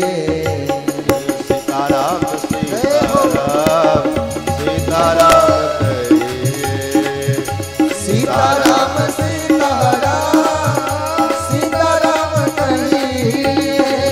जाहि विधि राखे राम ताहि विधि रहिए, जाहि विधि राखे राम ताहि विधि रहिए। सीताराम सीताराम सीताराम कहिए, सीताराम सीताराम सीताराम कहिए। सीताराम कहिए, सीताराम सीताराम कमलानंद कंद भगवान की। तो जैसे परमात्मा रखे भगवान का भजन करते हुए संतोष पूर्वक और भगवान का स्मरण करते हुए जीवन यापन करना चाहिए। कल्याण तो उसी में है। जो समय मिला है उस समय का हम सदुपयोग करें, उसका जो यथार्थ उपयोग है उसमें हम लगावें। फिर तो परीक्षित जी को महाराज सुखदेव जी ने बड़ा उपदेश किया है, जो है भूगोल खगोल का वर्णन करके सुनाया, स्थूल रूप का विराट रूप का वर्णन करके सुनाया, भगवान के विराट स्वरूप का वर्णन करके सुनाया है। फिर परीक्षित जी ने सृष्टि के विषय में प्रश्न किया है, तो उनके सृष्टि के विषय प्रश्न को सुनाया और कहा यही प्रश्न ब्रह्मा जी से नारद जी ने पूछा था और यही प्रश्न विदुर जी ने मैत्रेय जी से पूछा था। अब तृतीय स्कंध में विदुर जी और मैत्रेय जी का संवाद शुरू होता है और उससे मैत्रेय जी के संवाद में सृष्टि का विस्तार शुरू होता है, जिसमें भगवान हिरण्याक्ष का वध करने के लिए और सृष्टि को व्यवस्थित बनाने के लिए वराह के रूप में आते हैं। पहले तो सनक सनंदन सनातन सनत कुमार के रूप में भगवान का प्रादुर्भाव हुआ। ब्रह्मा जी ने कहा सृष्टि करो, बोले मैं सृष्टि नहीं करूंगा, मैं तो भजन करूंगा। क्रोध आ गया ब्रह्मा जी को। ब्रह्मा जी को क्रोध के कारण भृकुटी के मध्य भाग से नील लोहित वर्ण का एक जीव प्रकट हुआ। देखते देखते बड़े विशाल हो गए, क्या रोते हुए प्रकट हुए, इसलिए नाम परा रुद्र। किम करोमि, सृष्टि करो। रुद्र भगवान सृष्टि शुरू किए। भूत प्रेत पिशाच भगवान शंकर की सृष्टि है, शुरू हुआ। भगवान ब्रह्मा जी ने कहा अरे महाराज बंद करिए, आप सृष्टि बसा नहीं, बिगाड़ने का सामान पहले व्यवस्था कर रहे हो। गाँव बसे नहीं, भिखारी पहले तैयार कर रहे हो। आप समझ गए तमोगुण के देवता हैं, आप उजारने के देवता हैं। अब आपका काम उजारने के समय में जब संहार का काम होगा तब आपका स्मरण किया जाएगा, आप भजन कीजिए। फिर तो ब्रह्मा जी के द्वारा 10 प्रजापतियों को पुत्रों को जन्म दिया संकल्प से। भृगु वशिष्ठ आदि पुलस्त कुलह क्रतु मरीचि अत्रि अंगिरा दशमस्तत्र नारद। भगवान का तीसरा अवतार नारद जी के रूप में हुआ और दूसरा अवतार जो वराह अवतार हिरण्याक्ष। सृष्टि को सब व्यवस्थित तो हो गया, मनुष्य रूपा का प्रादुर्भाव हुआ। मनुष्य रूपा से कहा कि सृष्टि करो, तो ब्रह्मा जी ने तो कहा सृष्टि करे कहाँ, पृथ्वी तो है ही नहीं, आधार तो समाप्त है। पृथ्वी को क्या हुआ, बोले हिरण्याक्ष नाम के दैत्य ने धरती रसातल में लेकर के पृथ्वी को चला गया था। फिर तो भगवान गए हैं और हिरण्याक्ष का वध करके पृथ्वी को लेकर के आए हैं और फिर पृथ्वी के ऊपर में मानवीय सृष्टि का प्रादुर्भाव शुरू हुआ है। उस मानवीय सृष्टि में मनु जी महाराज के द्वारा 3 बेटियां और 2 पुत्र आकुति, देवहूति और प्रसूति, 3 पुत्र उत्तानपाद और प्रियव्रत, इनके वंश का वर्णन करके सुनाया। उन्हीं के वंश में देवहूति के यहाँ पर में भगवान कपिल के रूप में प्रकट हुए हैं। तो कपिलोपाख्यान बड़ा अद्भुत उपाख्यान है, इसकी चर्चा हम सभी लोग कल के सत्र में करेंगे, क्योंकि वैसे भी समय ज्यादा हो गया है। समय ज्यादा क्या हो गया, समय तो अपनी सीमा में ही है, लेकिन थोड़े थोड़े सुनाएंगे तो साथ ही हम सुना पाएंगे। एक ही दिन ज्यादा सुन लीजिएगा तो तबीयत ठीक है नहीं। कल की अपेक्षा ठाकुर जी की आज की कृपा हुई है, कितना देर सुना पाए। फिर कल ठाकुर जी की इच्छा होगी तो कल ज्यादा होगा। अब एक ही दिन सुन लेंगे तो सब पता लगा खत्म हो जाएगा कहानी, इसलिए धीरे धीरे। और अभी तो 5 दिन का समय और बचा हुआ है, तो कल हम लोग भगवान के दिव्य कपिलोपाख्यान और भी जो चरित्र आएंगे ठीक 2 बजे से कथा का शुभारंभ हम लोग करेंगे। आइए दोबारा हम नाम का जय घोष, फिर उसके बाद कीर्तन, फिर प्रसाद लेकर के प्रस्थान करेंगे। श्री सीतारामचंद्र भगवान की जय। श्री वृंदावन बिहारी लाल की जय। हरे राम राम राम सीता राम राम राम। हरे राम राम राम सीता राम। हरे राम राम राम सीता राम राम राम। हरे राम राम राम सीता राम। हरे राम राम राम सीता राम राम राम। हरे राम हरे राम राम राम सीता राम राम राम।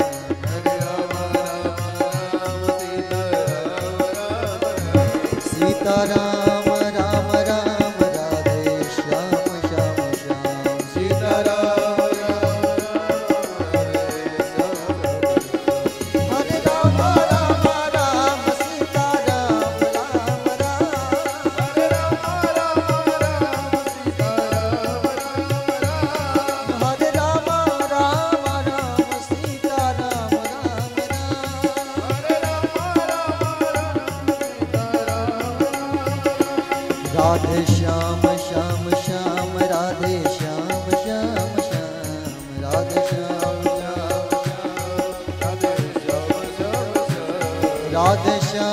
श्याम श्याम राधे श्याम श्याम श्याम राधे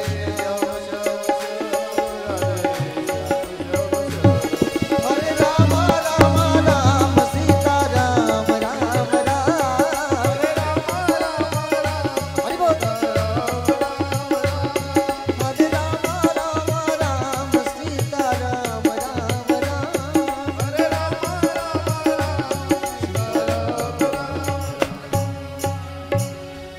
बोल वृंदावन बिहारी लाल की सभी लोग खड़े हो जाए अपने अपने स्थान पे और ठाकुर जी की आरती भाव कौन से करें।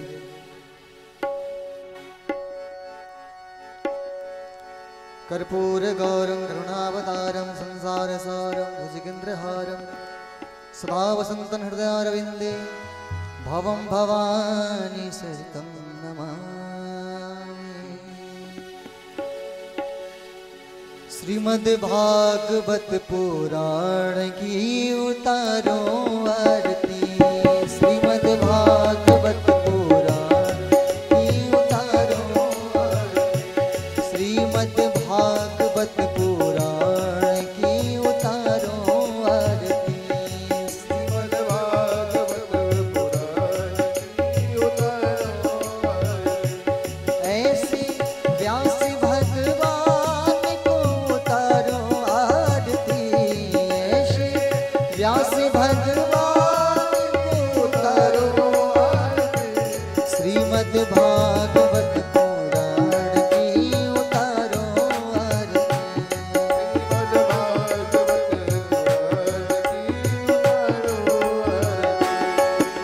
18,000 मंत्र का यह पुराण अति पावन है 18,000 मंत्र का यह पुराण अति पावन है वेद व्यास की अनुपम रचना सुर नर मन भावन है वेद व्यास की अनुपम रचना सुर नर मन भावन है ऐसे व्यास भगवान की उतारो आरती ऐसे व्यास भगवान की उतारो आरती ऐसे व्यास भगवान की उतारो आरती ऐसे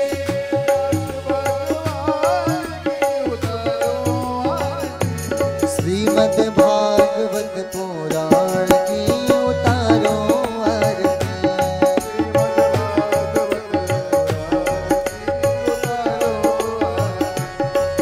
श्रीमद्भागवत पुराण की उतारो आरती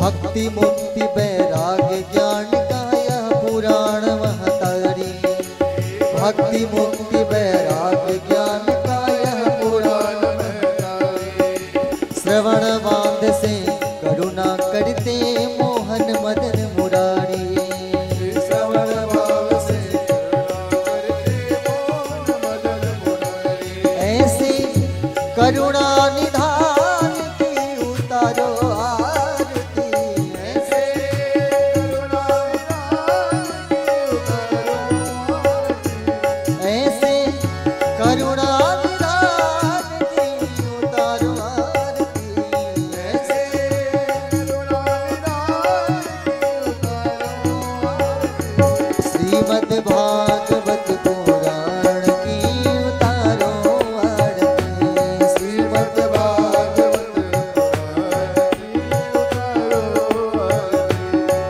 श्रीमद्भागवत पुराण की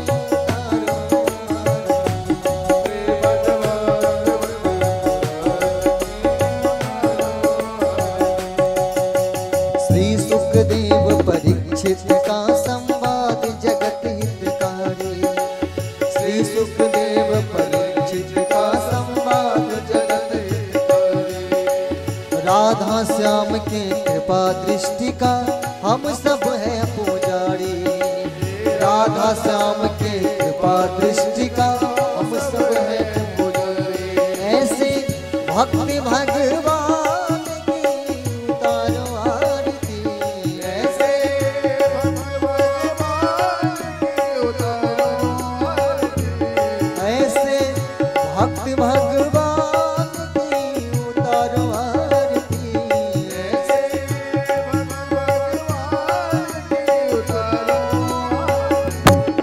श्रीमद् भागवत पुराण की उतारो आरती।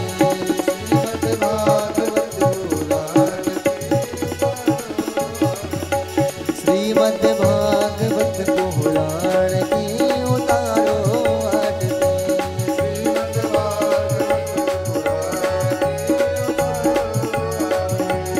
ऐसे करुणा निधान की उतारो आरती।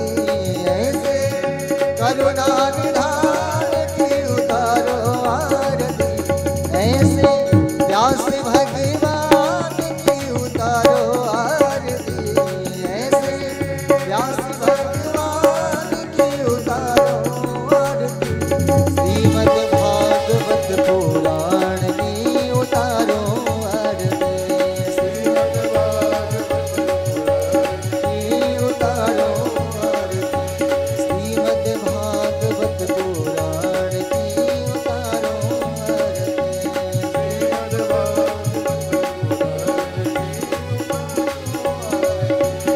हरे कृष्णा कृष्णा कृष्णा हरे हरे, हरे राम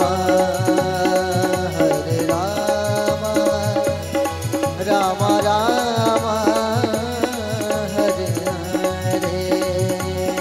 हरे कृष्णा। सभी लोग आइए प्रेम से। हरे कृष्णा कृष्णा कृष्णा हरे हरे,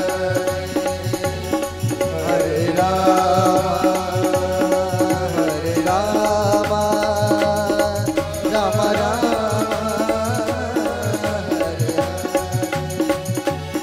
हरे कृष्णा कृष्ण कृष्ण हरे हरे, हरे राम राम राम हरे हरे,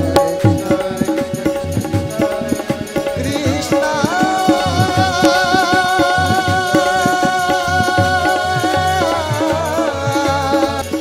हरे कृष्णा